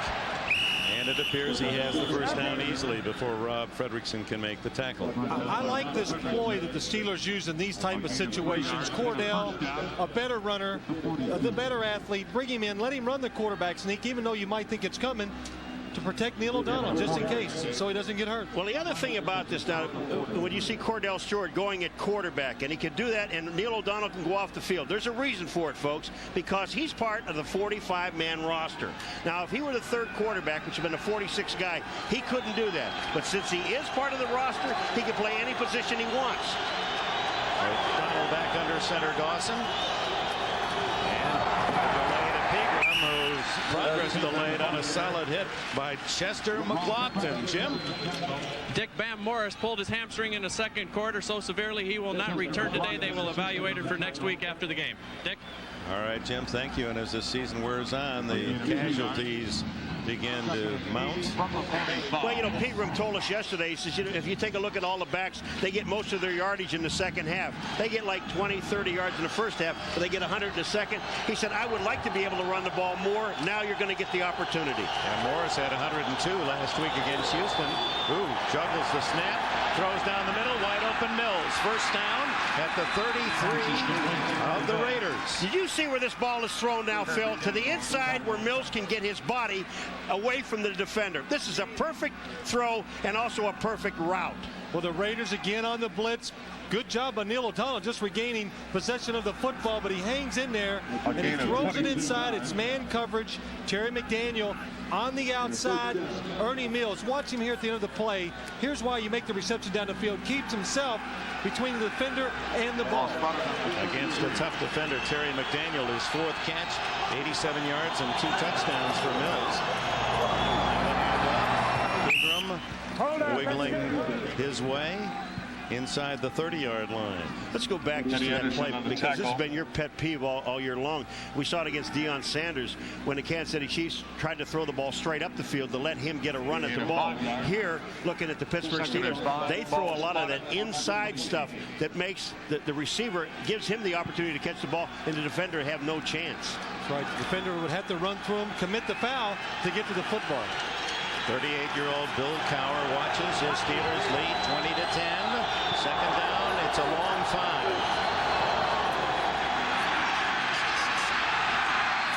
Complete to Thigpen, and he has a first down at the 14. Biekert ran him out.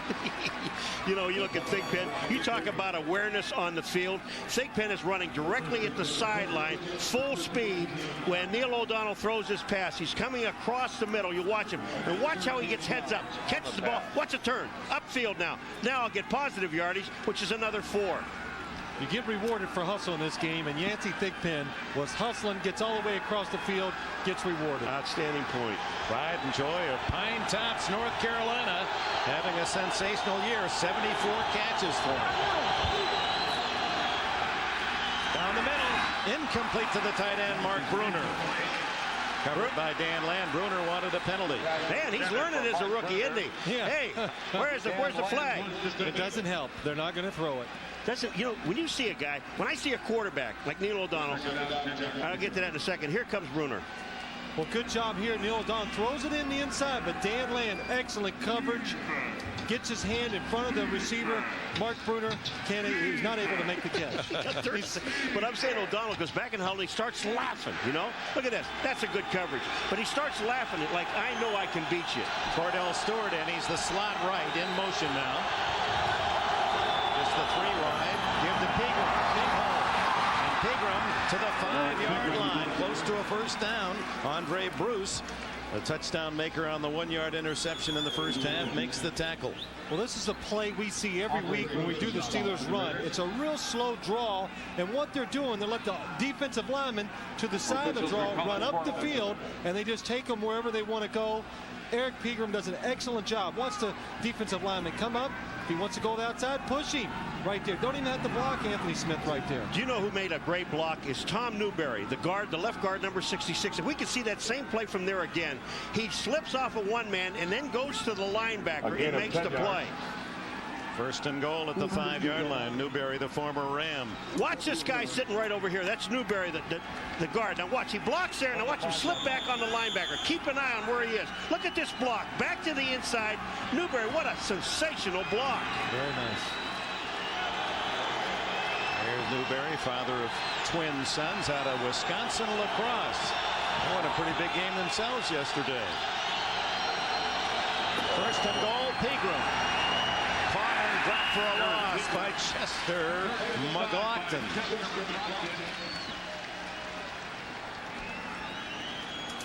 Well, the Raiders are tough inside the 20-yard line. One of the toughest in the league, second only to San Francisco in touchdowns allowed once invaded the 20. Pittsburgh 28th inside the 20. That's stunning. The Raider defense so good and so hard to score against inside the 20 because they stopped the run. O'Donnell gets out of that mess. Chased by Harrison. And out of bounds at the 9. Third and goal. Blistering speed. You can identify with that, can't you, Phil? Yes, I can, unfortunately, yes. That makes you stand in the pocket, though, when you can't run and you make some throws that you otherwise couldn't. That's right. So that's a good point. There's always a plus to it. But one thing Neil O'Donnell did there that's really important for a young quarterback or anybody to watch, he was under pressure, and the thing he did, the defensive linemen are slapping at the ball, but he had both hands on it, and he didn't fumble because of that. Right into the teeth of that crowd down on the far end zone. Third and goal, just outside the 5.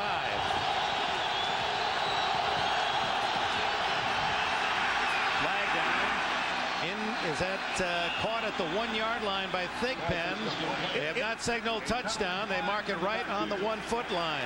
They got holding anyway. They got holding against Pittsburgh, but that ball should have been a touchdown. Arm should have flared up in the air because he fell down. Nobody touches him, and he sticks the ball over the goal line. 68 offense. 10-yard penalty. Repeat. Third down. Brandon Stye. Brendan Stye, they call him for holding the right guard right here, watching for the Steelers. Oh, he gets beat right off the line of scrimmage, and it's a good hold. He gets both hands around the left arm of Andre Bruce. Good hold, huh? It's a good one, yes. Mark it back out to the 15-yard line. That's the first Pittsburgh penalty today. 5 wide. Good coverage from veteran Albert Lewis. Andre Bruce applies the pressure and forced the Steelers into a field goal. The Raiders did a smart thing right there when the Pittsburgh comes in with his 5 wide receivers. They're moving Albert Lewis inside exactly for the reason, just for that play. The inside receiver going up the field. He has the speed to run with them and keep them from making those big plays. 32-yard attempt for Norm Johnson, who has connected from 42 and 35 yards today.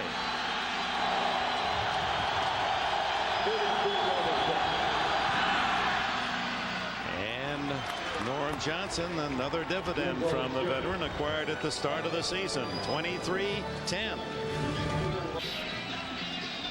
Here's that last play. Well, here's Albert Lewis on the inside. Andres Hastings is going to go right up the middle. Watch the safety split. Albert Lewis usually plays to the outside, but the Steelers have been killing everybody with this type of play. The inside receiver going up through the middle. Good plan by the defensive secondary or the defensive coaches of the Raiders. But the Steelers used up 6 minutes 21 seconds to get their field goal. The Raiders took a little over 2 minutes, and one of the strengths of the Pittsburgh team, they lead the NFL in possession time. That helps the defense to be good. They're not on the field as much. And there's for the Raiders, if you look at the numbers and then carry over any meaning at all, 20 points is the key for the Raiders. When they allow 20 or more, as they have today, they have not won a game. But they're 8-1 under 20, and I guess you could probably use that stat to. Well, the Raiders have such, well, you probably could, but the Raiders, they have good players at the skilled position. On defense, they can make plays. If they get you in known situations, that's how they can blow you out or put you away. Norm Johnson down to Napoleon Kaufman at the 10. And tackled at the 20. Lethan Flowers, another special teams hit, and we have a timeout. Ill winds. Boy, this for California. This is some weather coming in. You know, there's no pity coming from the east, that's for sure. They dig their way out of a first real serious snowstorm of the winter. The Raiders start from their 20. Billy Joe Hobert. Short pass, and Greg Lloyd was all over the receiver. Harvey Williams to New York. All right, Dick, at Mile High Stadium in Denver, big play by the Seattle Seahawks with the Broncos threatening Robert Blackman. The hit on Elway. Antonio Edwards scoops up the fumble and goes 83 yards untouched with the extra point. The Seahawks pull to within 10. It's Denver 20, Seattle 10. Dick? Still looking for a shot at a wild card. They're alive. Harvey Williams. He's been tormented all day and finally rips off a good game. First down out to the 38-yard line. 14 yards before Kirkland can make the stop. The guy that could have made the tackle was Lloyd, number 95. To the right of your screen, watch Lloyd, 95. He gets through 2 blocks and it almost gets Harvey Williams. But when he gets to the outside, that's a nice move. Rocket Ismail helping out downfield. Harvey Williams about 50 yards away from the 1,000-yard mark.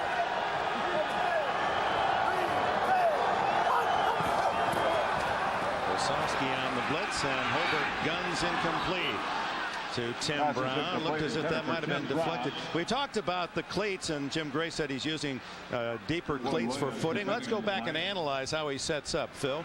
Well, it was a big play in the first half when Billy Joe Hobert slips and falls and throws the interception. But watch right here. You're going to see him lean forward before he plants. Look at this angle right here, and it's on the left foot, the outside. Instead, it should be on the inside of the right foot. So he's leaning forward, trying to stop himself with the wrong foot. That's why he slipped. Toss to Williams.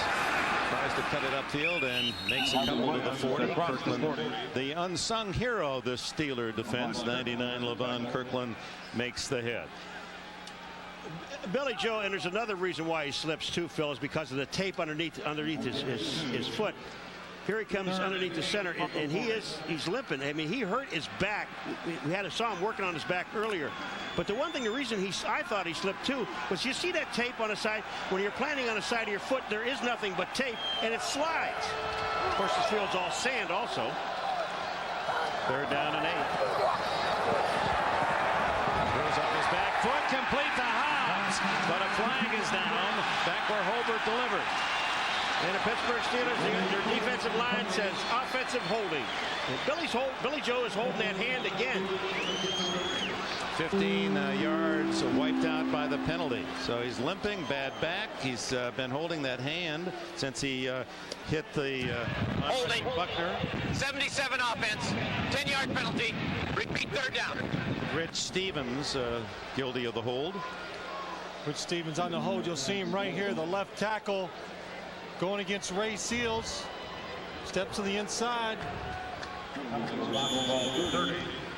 Billy Joe Holbert, his hands hurting, his back hurting. Welcome to the NFL. I bet he wishes he's sitting around eating donuts, don't you think? No, he likes the action. It's better to be in there. Instead of a first down in Steeler territory with less than 3 minutes left in the third, Holbert looks at third down and 18. Just gets that one away and throws it into an open space.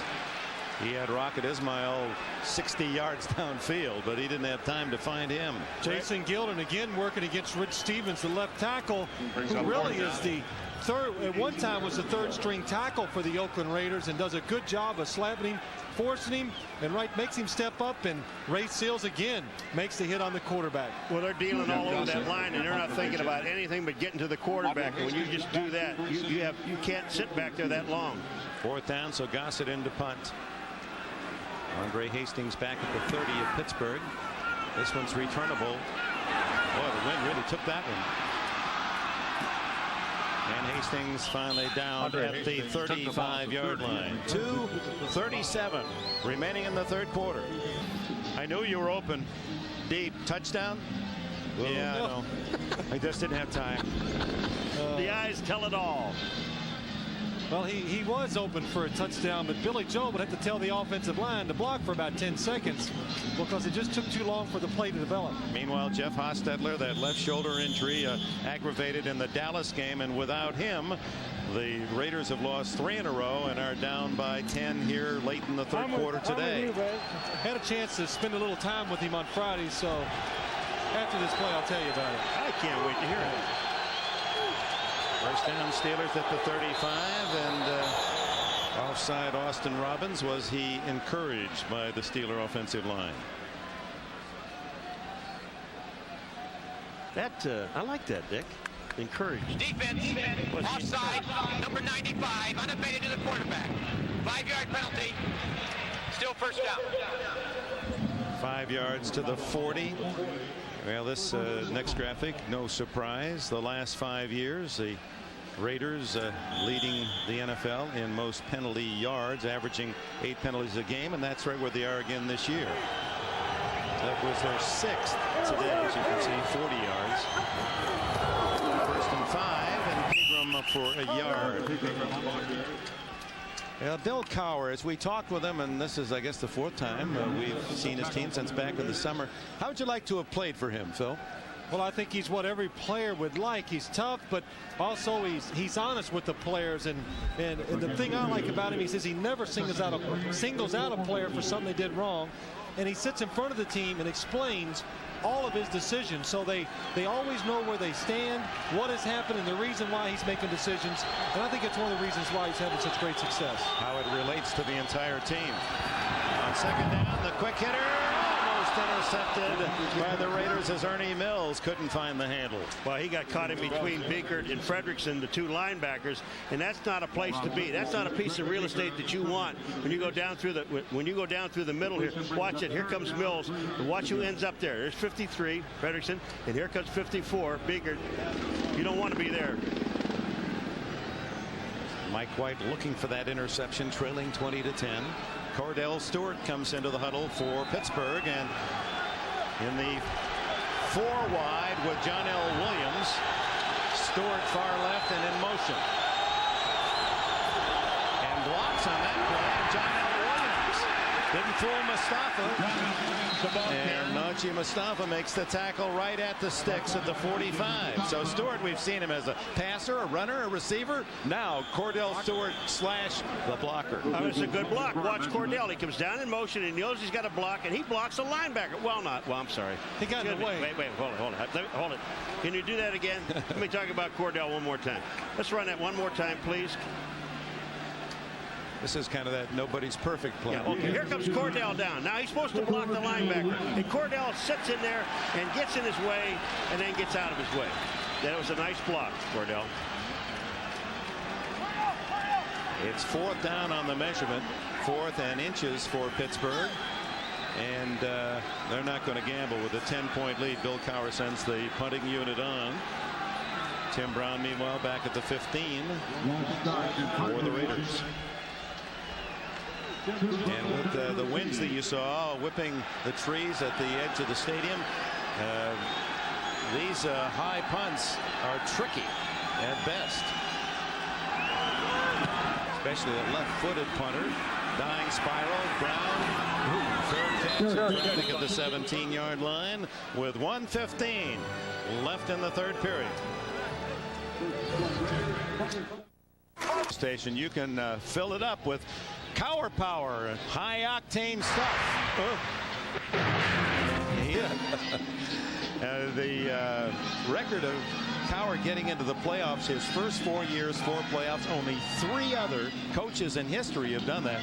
Paul Brown, Chuck Knox, and John Robinson with the Rams, and now Cowher, 4 years, first 4 times playoffs. You know, we were talking to him the other day about the 12 men on the field last week, and he didn't want to yell at the guy that was on the field. We won't even have to mention him, so he took it out on Bobby April, the coach.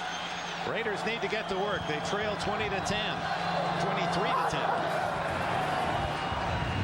As Hobert throws to the sidelines, Tim Brown, first down, 31-yard line. 14 on the play. We can see the effects of the injuries to Billy Joe Hobart's hand, and his back's hurting him, and the wind. Watch the ball as he sits up here. No pressure, able to step into it. And look at the ball just dying on him right here. It's a good thing Tim Brown was wide open. I got to think it's more of his hand than it was the wind, Phil, because when that ball first came out, it was wobbling right at the beginning. 5th catch for Tim Brown, the Raider leader.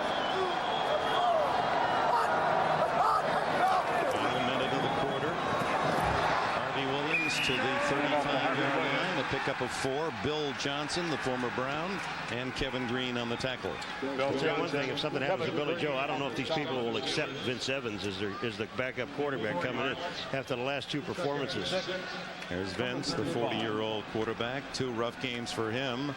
And Jeff Hostetler, the 3rd quarterback. Expected to play next week. At least that's what he said. He expects to be healthy enough to get back in and play against Seattle.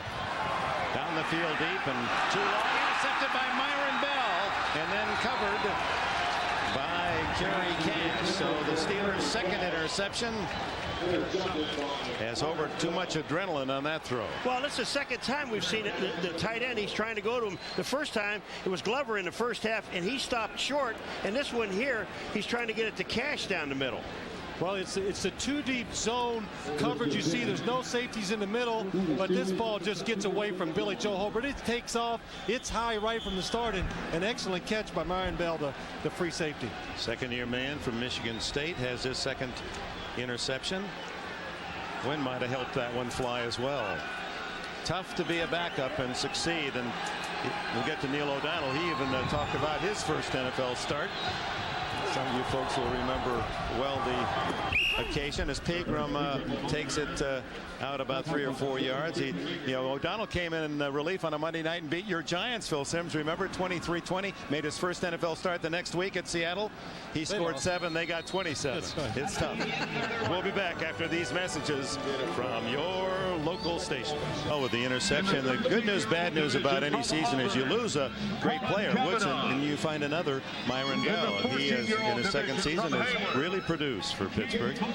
Steelers trying to win today, knowing Buffalo has won and are now 9-5. The Steelers need a win to stay a game ahead of Buffalo as they look ahead to home field advantage in the ensuing playoffs. You know, you talk about Woodson, they got good news from the doctor. He can start running again, but he did some extra running on his own. He may have hurt it again. They've got to take another look at him. Pittsburgh's ball, 2nd down and 6 as we open the 4th quarter at their own 37. Pegram caught in the backfield by Anthony Smith. Anthony Smith with a big game today, the 6-year veteran from Arizona. Yesterday at practice, we were watching as was Bill Cowher, as Rod just some easy jogging. But at this point, he was running right towards me and Paul, and Greg Lloyd is standing next to us, Paul. And everybody's talking, can he come back and go to the playoffs? But what did Greg Lloyd tell you? He said, I just hope to God he doesn't. He said, I had the same injury twice. He said, it took me a whole year to get back. And I also asked Cowher, would he be back? He said, he's going to do an awful lot of convincing to me before I'm going to put him on the field this year. They want to risk ending his career. Cordell Stewart in the 4 wide, 3rd down 8. Incomplete to Yancey Thigpen. He was held by Najee Mustafa. Boy, I'll tell you what great pickup by the offensive line, and John L. Williams stepping up and making a block. They've been doing this all game. Watch John L. Williams come from the left of the offense. It's going to pick up the blitzer. Eddie Anderson comes across right there. Look at that protection by the Steeler line right there. And John L. Williams gives Neil O'Donnell a good lane to throw the ball.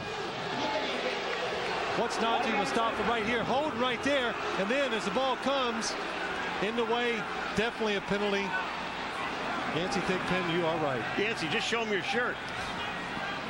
His fingerprints are all over it.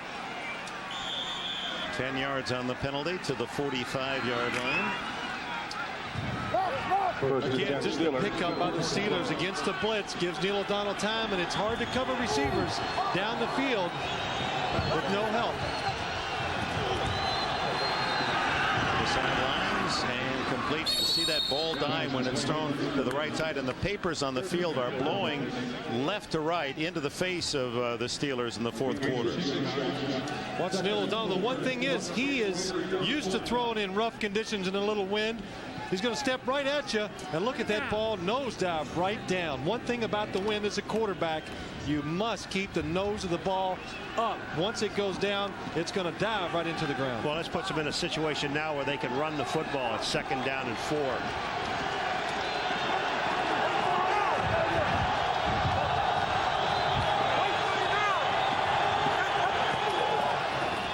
Pegram loses to back to the 49. Mike Jones, leading tackler for the Raiders this year. The 5th-year backer from Missouri makes the stop.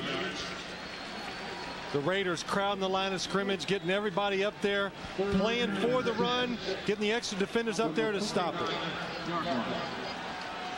We haven't seen Cordell on any options.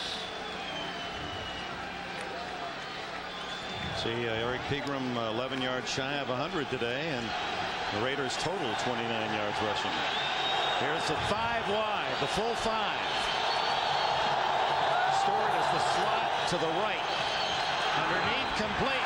Andre Hastings, and Hastings spins to the 25-yard line. Well, what happens here, here's what the Raiders try to do, Phil. They try to blitz this. 5 wide, they send a safety, and they get caught. Well, that's right, Paul. They do blitz, and what happens is 3rd and 5 or less. Look up top here. You're going to see the blitzer come, but he can't get there quick enough because it's short yardage or 5 yards or less. Steelers can get rid of the ball quick. Now that's the argument one might say against the 5 wide. Aren't you exposing your quarterback to the blitz? You can see what happens on the quick throw. And you see all the way across the line, there's one-on-one coverage on every one of them. He just picks the guy to the inside.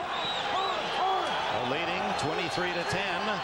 And the Raiders can ill afford to even give up a field goal for more than 2 touchdowns down as Pegram gets to the 20-yard line, nearly a 5-yard gain before Anderson makes another tackle. All right, Phil, it's what we're talking about when you're talking about the 5 wide. Here you got 1, 2, 3, and these are all man coverage here on the guys on the bottom, and the same thing will happen on the top. Watch when they all come off. Each guy has one guy, so you just pick the guy to the inside, the closest one to you, and you throw to him. Very simple. Everybody should use this. Yeah. There he is, Fargo. Ron Earhart doing an excellent job. Again, adjusting to the team this year, just like Bill Cowher, having trouble running the ball early in the year. They open it up, and they're having great success throwing it. 3 seconds on the play clock. 2. This gets it off to Pegram. Pegram working his way for a 1st down and more to the 11-yard line. Let's check on other action in the NFL. To New York. Greg? All right, Dick, at Mile High Stadium, the Seattle Seahawks continue to make noise. They've won 4 of their last 5. They turn a John Elway interception into a Chris Warren 24-yard touchdown. The Seahawks have moved to within 3. It's 20-17. Plenty of time left in Denver, Dick. Well, Denver 7-6 and Seattle 6-7 coming in. And didn't Seattle beat Denver early in the year, so that would give them the edge on Denver should they rally. Here it's 23-10 Pittsburgh, and the Steelers with a first down at the Raider 12-yard line. Pegram again. Oh, he is a nifty runner. 6 yards in the play, just picking his spots. He's shifty. Bam Morris is the power guy, and Pegram, they found him when they were 3-4. Remember, they used him so effectively. Actually, it was in the 5th game of the year against the San Diego Chargers that he emerged. 109 yards for Eric Pegram today. The one thing about it, though, is this offensive line, they are holding their blocks longer. When you see a back dance like Eric Pegram did there, and he has time to find a hole, the offensive line, they're sustaining their blocks. Good point. One thing the Steelers have done almost every week, late in the game, they run the ball extremely well. 2nd and 4.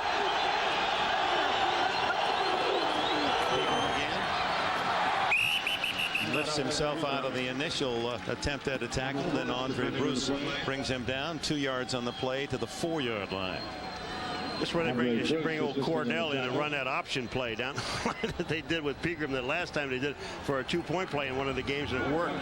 See, you saw Bill Cowher. His good friend, coaching friend, is Marty Schottenheimer. Just happens to be that they call every week. Yeah. And since Kansas City was here last week, do you think they might have called this? Well, Bill Cowher said they talked, but he says, I don't know if Marty was telling me the truth or not, because they're fighting for that same home field advantage. That's right. That's right. Chester, did he get pulled off? Now they can get a first down here at the 1-yard line. They've got to get right at the 1, but this will only be a half the distance deal. You know, we talked earlier about a quarterback. Encroachment on the defense. Number 91. Half the distance to the goal. Still 3rd down. We talked about a quarterback managing the game, and right here in this drive is a great example, keeping the 3rd down situation short, running the clock down to the last second, and right there, an offside penalty now gives them an opportunity just to run the ball in there, get the first down, eat up more clock. And the team that's held the ball better than any in the league, and this is another 6-minute drive. Under 9 to play in the 4th.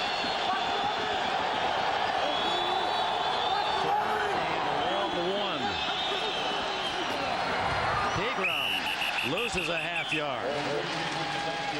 So the field goal unit be about an extra point try as McLaughlin and Anderson make the tackle.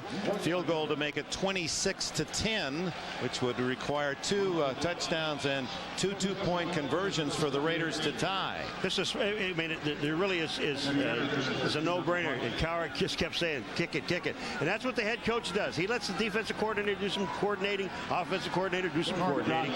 And when it comes to making a decision like this is what he does. It's good to be coordinated. I love to be coordinating the coordinator. 20-yard attempt for Johnson for his 4th field goal in 4 tries today. 42, then 35, 32, and 20-yard field goals. It's the battle to the Bart for a lot of fans here in Oakland as the Steelers, 26-10, convincing long drives for the Steelers. They chewed up a lot of time. Napoleon Kaufman cut down at the 26-yard line by Dante Jones, who leads the Steelers in special team tackles. Timeout. Pittsburgh, as we've been mentioning, so effective in running out the clock, using it up, and we'll do the math for you. Almost 12 more minutes the Steelers have had the ball than the Raiders today. That says a couple things. One, for the defense, means the other team doesn't have enough to score on you, and Pittsburgh, in terms of yardage, least yards allowed on defense of any NFL team. Holbert's going to scramble for the first time today. He was beyond the line of scrimmage when he threw the ball, and a flag is dropped. Well, he was actually about 3 to 4 yards beyond the line of scrimmage. But you know what I really liked after he threw it? He tried to get back. The time permitting, we understand that as we listen to the call. Illegal forward pass on number 9 of the offensive team. 5-yard penalty. Loss of down. The Seattle-Denver game at Mile High Stadium. As time permits, we will take you after the conclusion of this game to the capital city of Colorado for that action. Now the Oakland Raiders are getting up to their average of 9 penalties, 57 yards. Pittsburgh, 1 penalty in this ball game. 1. 24. If you're a Raider fan, that's kind of hard to believe, isn't it? Any team to only have 1 penalty. They can't relate to it. That's right. Underneath to Harvey Williams, and Greg Lloyd makes another tackle for the Steelers as we go to New York for this NFL update. All right, Dick, John Elway has gotten a touchdown back for the Broncos from a yard out. He dives in 27-17. The story in this game, Glenn Milburn of the Broncos just 6 yards shy of the all-time record for total yards in a game, time permitting. You folks will see the end of this one. Let's go back to Dick. Glenn Milburn going for 400-yard day. He must have returned some kicks, huh? Meanwhile, only 7 minutes left here in Oakland. As Hobart guns it, intercepted.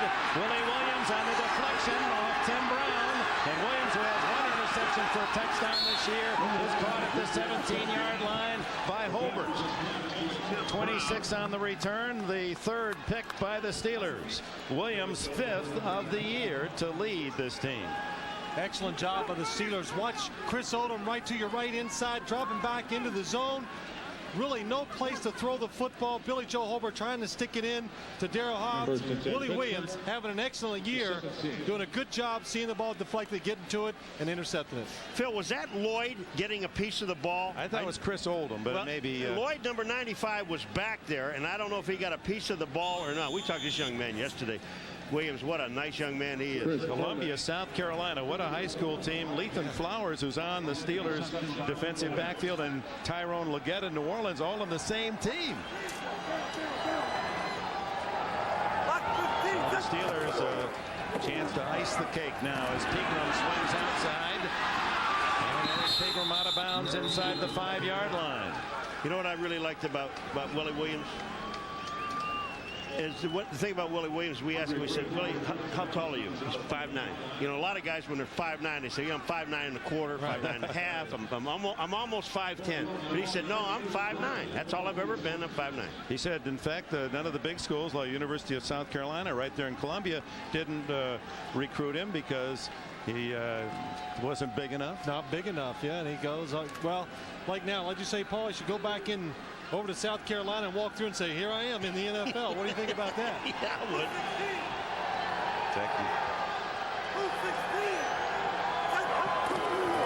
And first and goal. Handoff inside to Pegram. And what a pickup. We've mentioned it before. Oh, man, it's Fred McAfee getting the call. Only his 10th carry of the year. McAfee, the former New Orleans Saint. Everybody talking about Eric Pegram. Dick, just the play before, everything is inside. The play was designed to go inside. The Raiders do a good job of stopping it. What's he do? He stops, kicked it outside, gets a big first down for him, and he was right. He said the game, and today he has proven that out. He has been exceptional as the game has gone on. Grew up in Dallas where he was a Tony Dorsett fan. 2nd and goal. McAfee twisting away, but slowed up and up by Anthony Smith, and then help arrived Eddie Anderson and Dan Land. It'll be 3rd and goal. We started to say Pegram, with all the free agent moves during the offseason, this one kind of went unnoticed. It's just an acquisition of a running back. What would he do? He has been a key factor in this 7-game, if they win today, 7-game winning streak. I think he's one of the big reasons. He had tremendous success coming in and running, and I think that's one of the reasons why Bam Morris in the last 3 or 4 weeks has come on and been so successful, because he wanted to get in on the action. Well, and when you talk to him, he says, we got Bam in the second half. Bam's good. And, Bam is good. Bam contributes. And these guys, what a combination. And time taken at the 4:45 mark. Bill Cowher's Steelers in control. 3rd and goal at the 3. And when you look back the last 3 games, they didn't score a touchdown and losing at San Diego. They didn't score a touchdown until late last week in the 4th quarter when Hobart came in, and they haven't scored an offensive touchdown today. And they need Hostetler. Greg Lloyd again has led that Steeler defense. Now, you were talking about Hostetler about an hour ago. What did he say to you? Well, I forgot. But I had a chance to talk to him. So he's sitting there. He's in the weight room. And I said, Jeff, show me where your shoulder hurts. And he pointed about 8 different spots where it hurt. And I said, what is exactly wrong with it? And he goes, well, you know, and he wouldn't tell me. So you don't know? No, I really don't know exactly what's wrong. I think it's a little more serious than we all think, and it'll have to be taken care of when the season's over. They stuffed Fred McAfee on 3rd down, so Norm Johnson will have a chance for a handful. He goes in for a short field goal. It would be 5 for 5 today. Pittsburgh record, by the way, excuse me, Paul, is 6. Gary Anderson holds that mark 7 years ago against Denver. What's nice about it, they could take this whole full complement of time here and run this clock inside of 4 minutes. And man, I'll tell you, they have just chewed up the clock and scored field goals by doing it. We'll be switching many of you to that Denver game, but those of you here in the Bay Area and in Pittsburgh will stay right here. So after the commercial ensuing, our network, Johnson does make it 5-4-5, and the Steelers move up 29-10.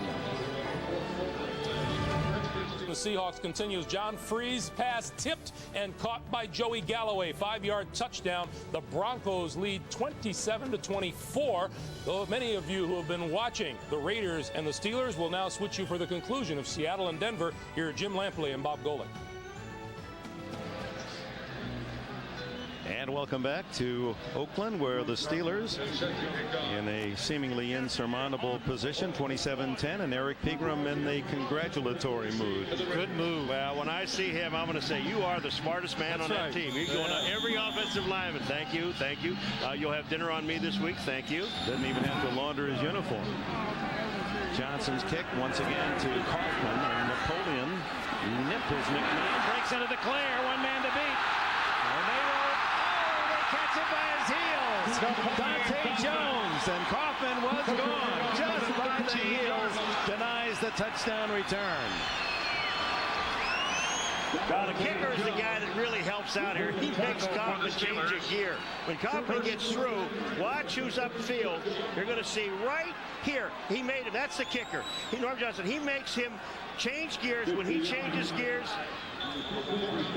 gave Dante Jones a chance to nip him. Yeah, Dante Jones keeps hustling, and he is one of the faster defenders on the Pittsburgh team. That's why he's on the special teams, and he's a rookie. Holford goes to work, slips again as he sets up, throws down the middle, almost intercepted by Carnell Lake, intended for Tim Brown. Boy, I'll tell you what, Carnell Lake ran a better pattern than Brown did because he was the guy that was open. Carnell Lake, you know, everybody, the games that we've done before have tested him out on the corner. Well, the reason why Oakland hasn't, they haven't had time to test him. Well, that, and I think we talked about it during one of the commercial breaks. The Steelers now playing a little more conservative defense, helping out their corners and with the safeties, and you're not able to pick on Carnell Lake out there as much as they were before. Complete to James Jett. It'll be 3rd and 10. Well, the first start for some rather famous NFL quarterbacks. Troy Aikman, couple intercepts his first. Elway, 14 yards. Favre, he did all right. 210 and 2 touchdowns. Kelly had a good start, 3 touchdowns. Great day. Marino, no surprise there. Always showing off. Steve Young. Where's Phil Simms?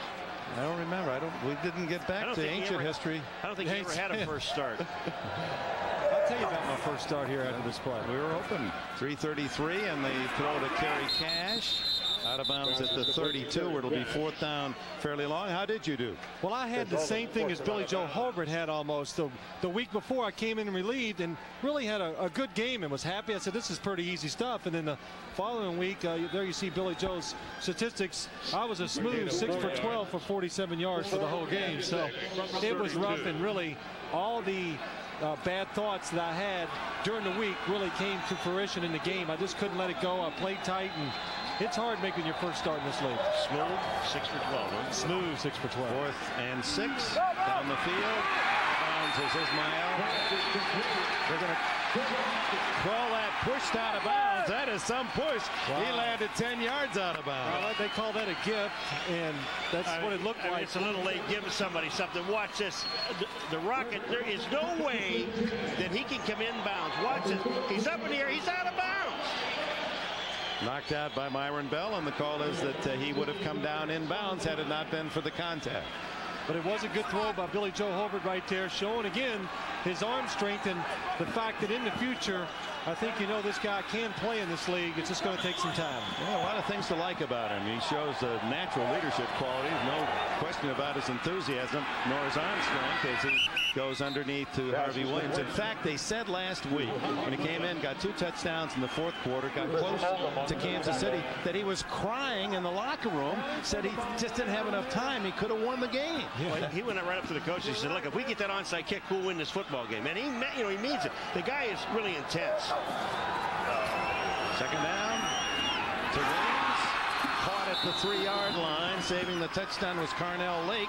But they kept talking about before today's game, emotion. They didn't want him to get too emotional, worked up, and I disagree. I think this is the greatest attribute he has right now as a quarterback. He is emotional. This team needs a spark.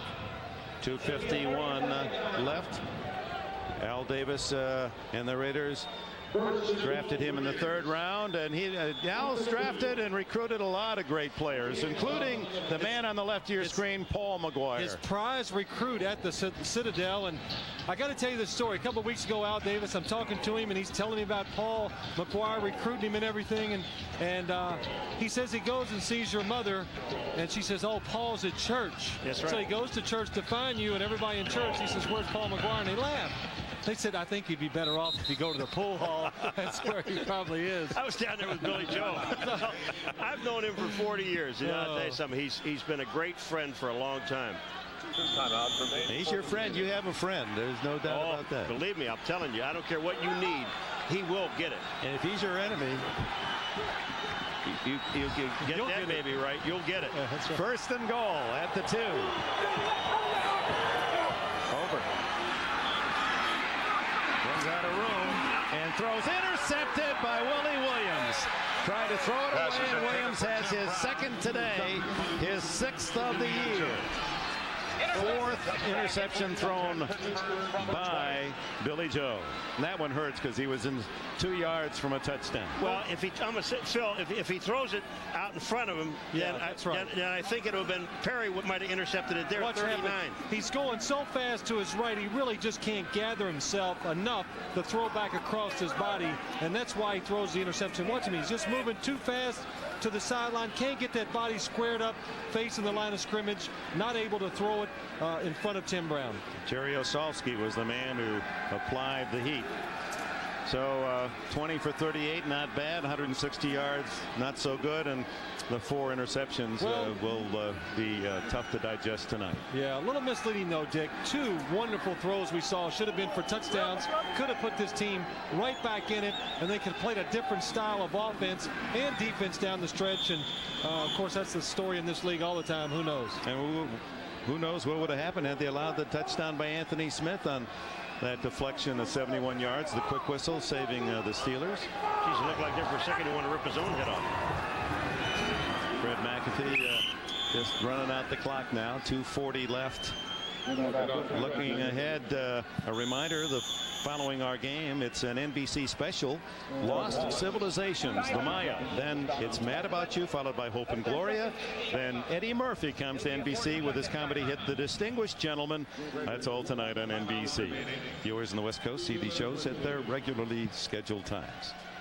Mike Tomczak in for Neil O'Donnell with 2:36 showing on the clock, and O'Donnell receiving the congratulations from Bill Cowher. Cowher is happy. 8 years older than his quarterback. Yeah, that's right. You know, I'm gonna tell you, when you see these two guys together and they're smiling and talking, I mean, these guys genuinely respect Bill Cowher. And I like when you were talking, Phil, about there's no, I guess, hidden agendas on this football team. You know where you stand, and if you ask a question, you're going to get an answer from this guy. They're unselfish. I think that's a big key to with this team. They've come together, the offense and defense. I always thought last year the defense was a little upset at times because they thought they were doing more of the work. Now they can't say that the offense is exciting and explosive. Hand off to McAfee. Gets another one up to the 30-yard line, close to a first down. Fred McAfee. Well, as you look at Greg Lloyd, the defensive star of the Steelers, assuming, as one must, that Pittsburgh wins, this would be a look at the playoff picture. Kansas City at Miami tomorrow night. Pittsburgh has already clinched the Central, as Kansas City has the West, with Buffalo a game back, Indianapolis and Oakland then 2 back for the wild card, and Miami almost in a must-win tomorrow night. Pittsburgh has to keep winning to keep their playoff hopes and that wild card alive, or the week off alive. 2-minute timeout. That's a 2-minute warning.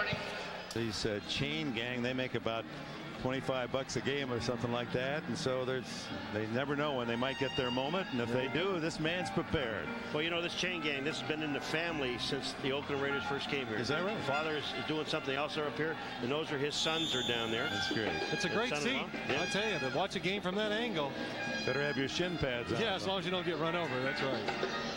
So proudly manning the yard marker. 2 to go. Steelers just trying to consume the clock, get a first down. They only 1 timeout left for the Raiders. Time permitting, we'll switch. Those of you who stayed with us here for the concluding minutes of this Raider-Steeler game to Denver for the drama of that game. We understand with the Broncos leading by what, 3, that Seattle had the ball, somebody said. They're driving. The Raiders only have 1 more timeout. You know, you could tell the game is over when the wives leave. It's a good sign usually. Yeah. Look up, my wife's gone. Where's she?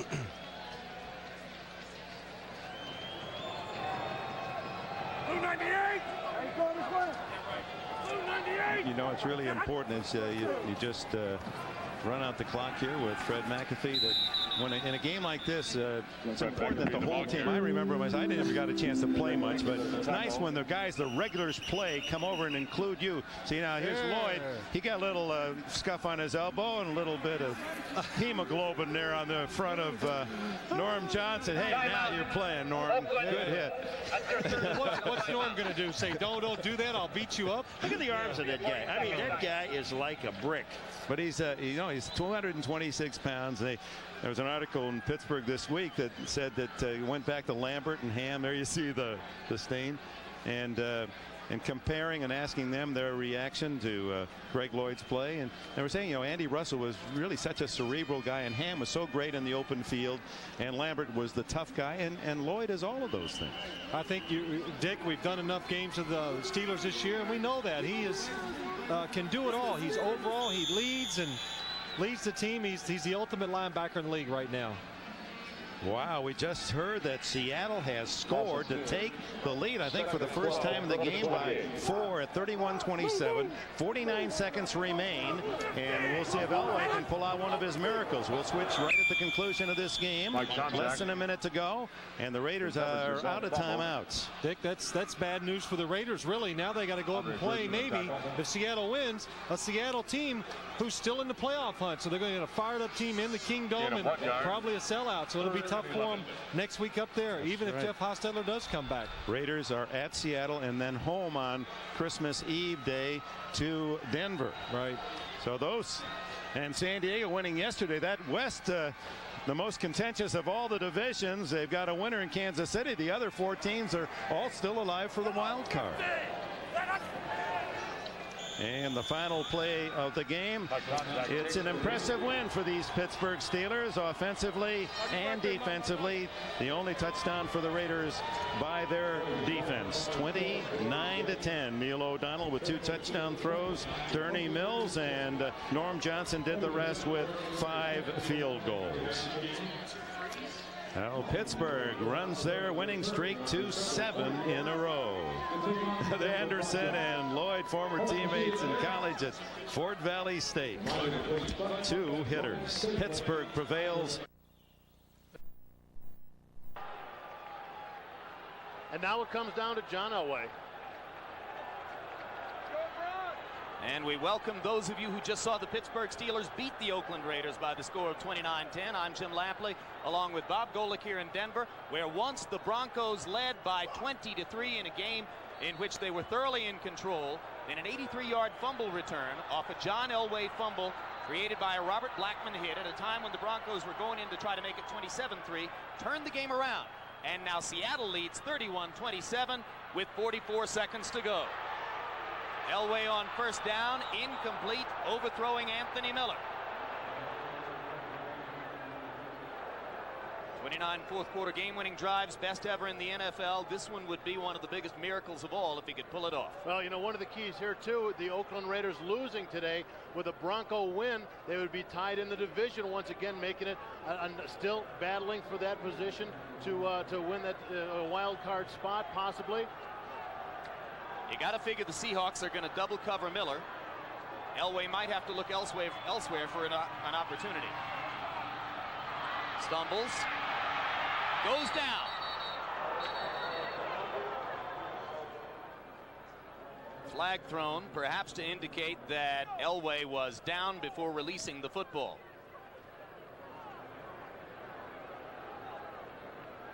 Well, Antonio Edwards and Cortez Kennedy came up from behind, was able to drag him down by the legs. Holding call. If Denver loses, Bob Golick, it'll be the fourth time this year, or check it, the first time this year, that the Broncos have led at the half and then lost the football game. And not too many times in recent years have the Seahawks trailed at the half and come back to win a football game, particularly not here. They've lost 6 in a row and 9 of their last 10 in Denver. So this could be a major milestone for Dennis Erickson's developing program with the Seahawks if they can pull it off. You know, they've had some very good games this year. They beat the Eagles last week, resurging Eagles. And then they come in here hoping to kind of continue some of that. But as you said earlier, against Buffalo, Bryce Paup came out and said, you know, they've got a talented team. Holding offense, number 69 is accepted. 10-yard penalty, repeat second down. You know, if they could just stop shooting themselves in the foot, and that has been a big problem with them. They have a lot of talent, a lot of big play guys on their team that can get a lot of yardage and get it fast, but they always have the turnover, the penalty to stop it. They've shown the talent today, coming back with big plays both offensively and defensively in the second half. Denver came in looking to win 3 in a row to close the season and guarantee themselves a wild card berth and the right to host a playoff game here in Mile High. Now all of that seriously in jeopardy as they trail the Seahawks, and the Seahawks playoff hopes more alive than ever, though they'll need some help even if they win the rest.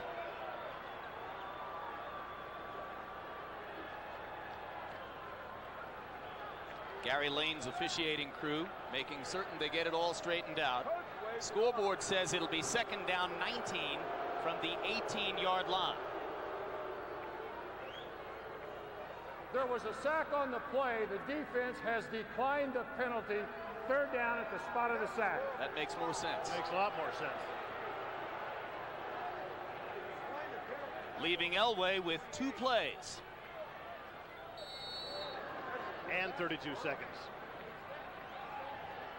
Each team with 2 timeouts remaining.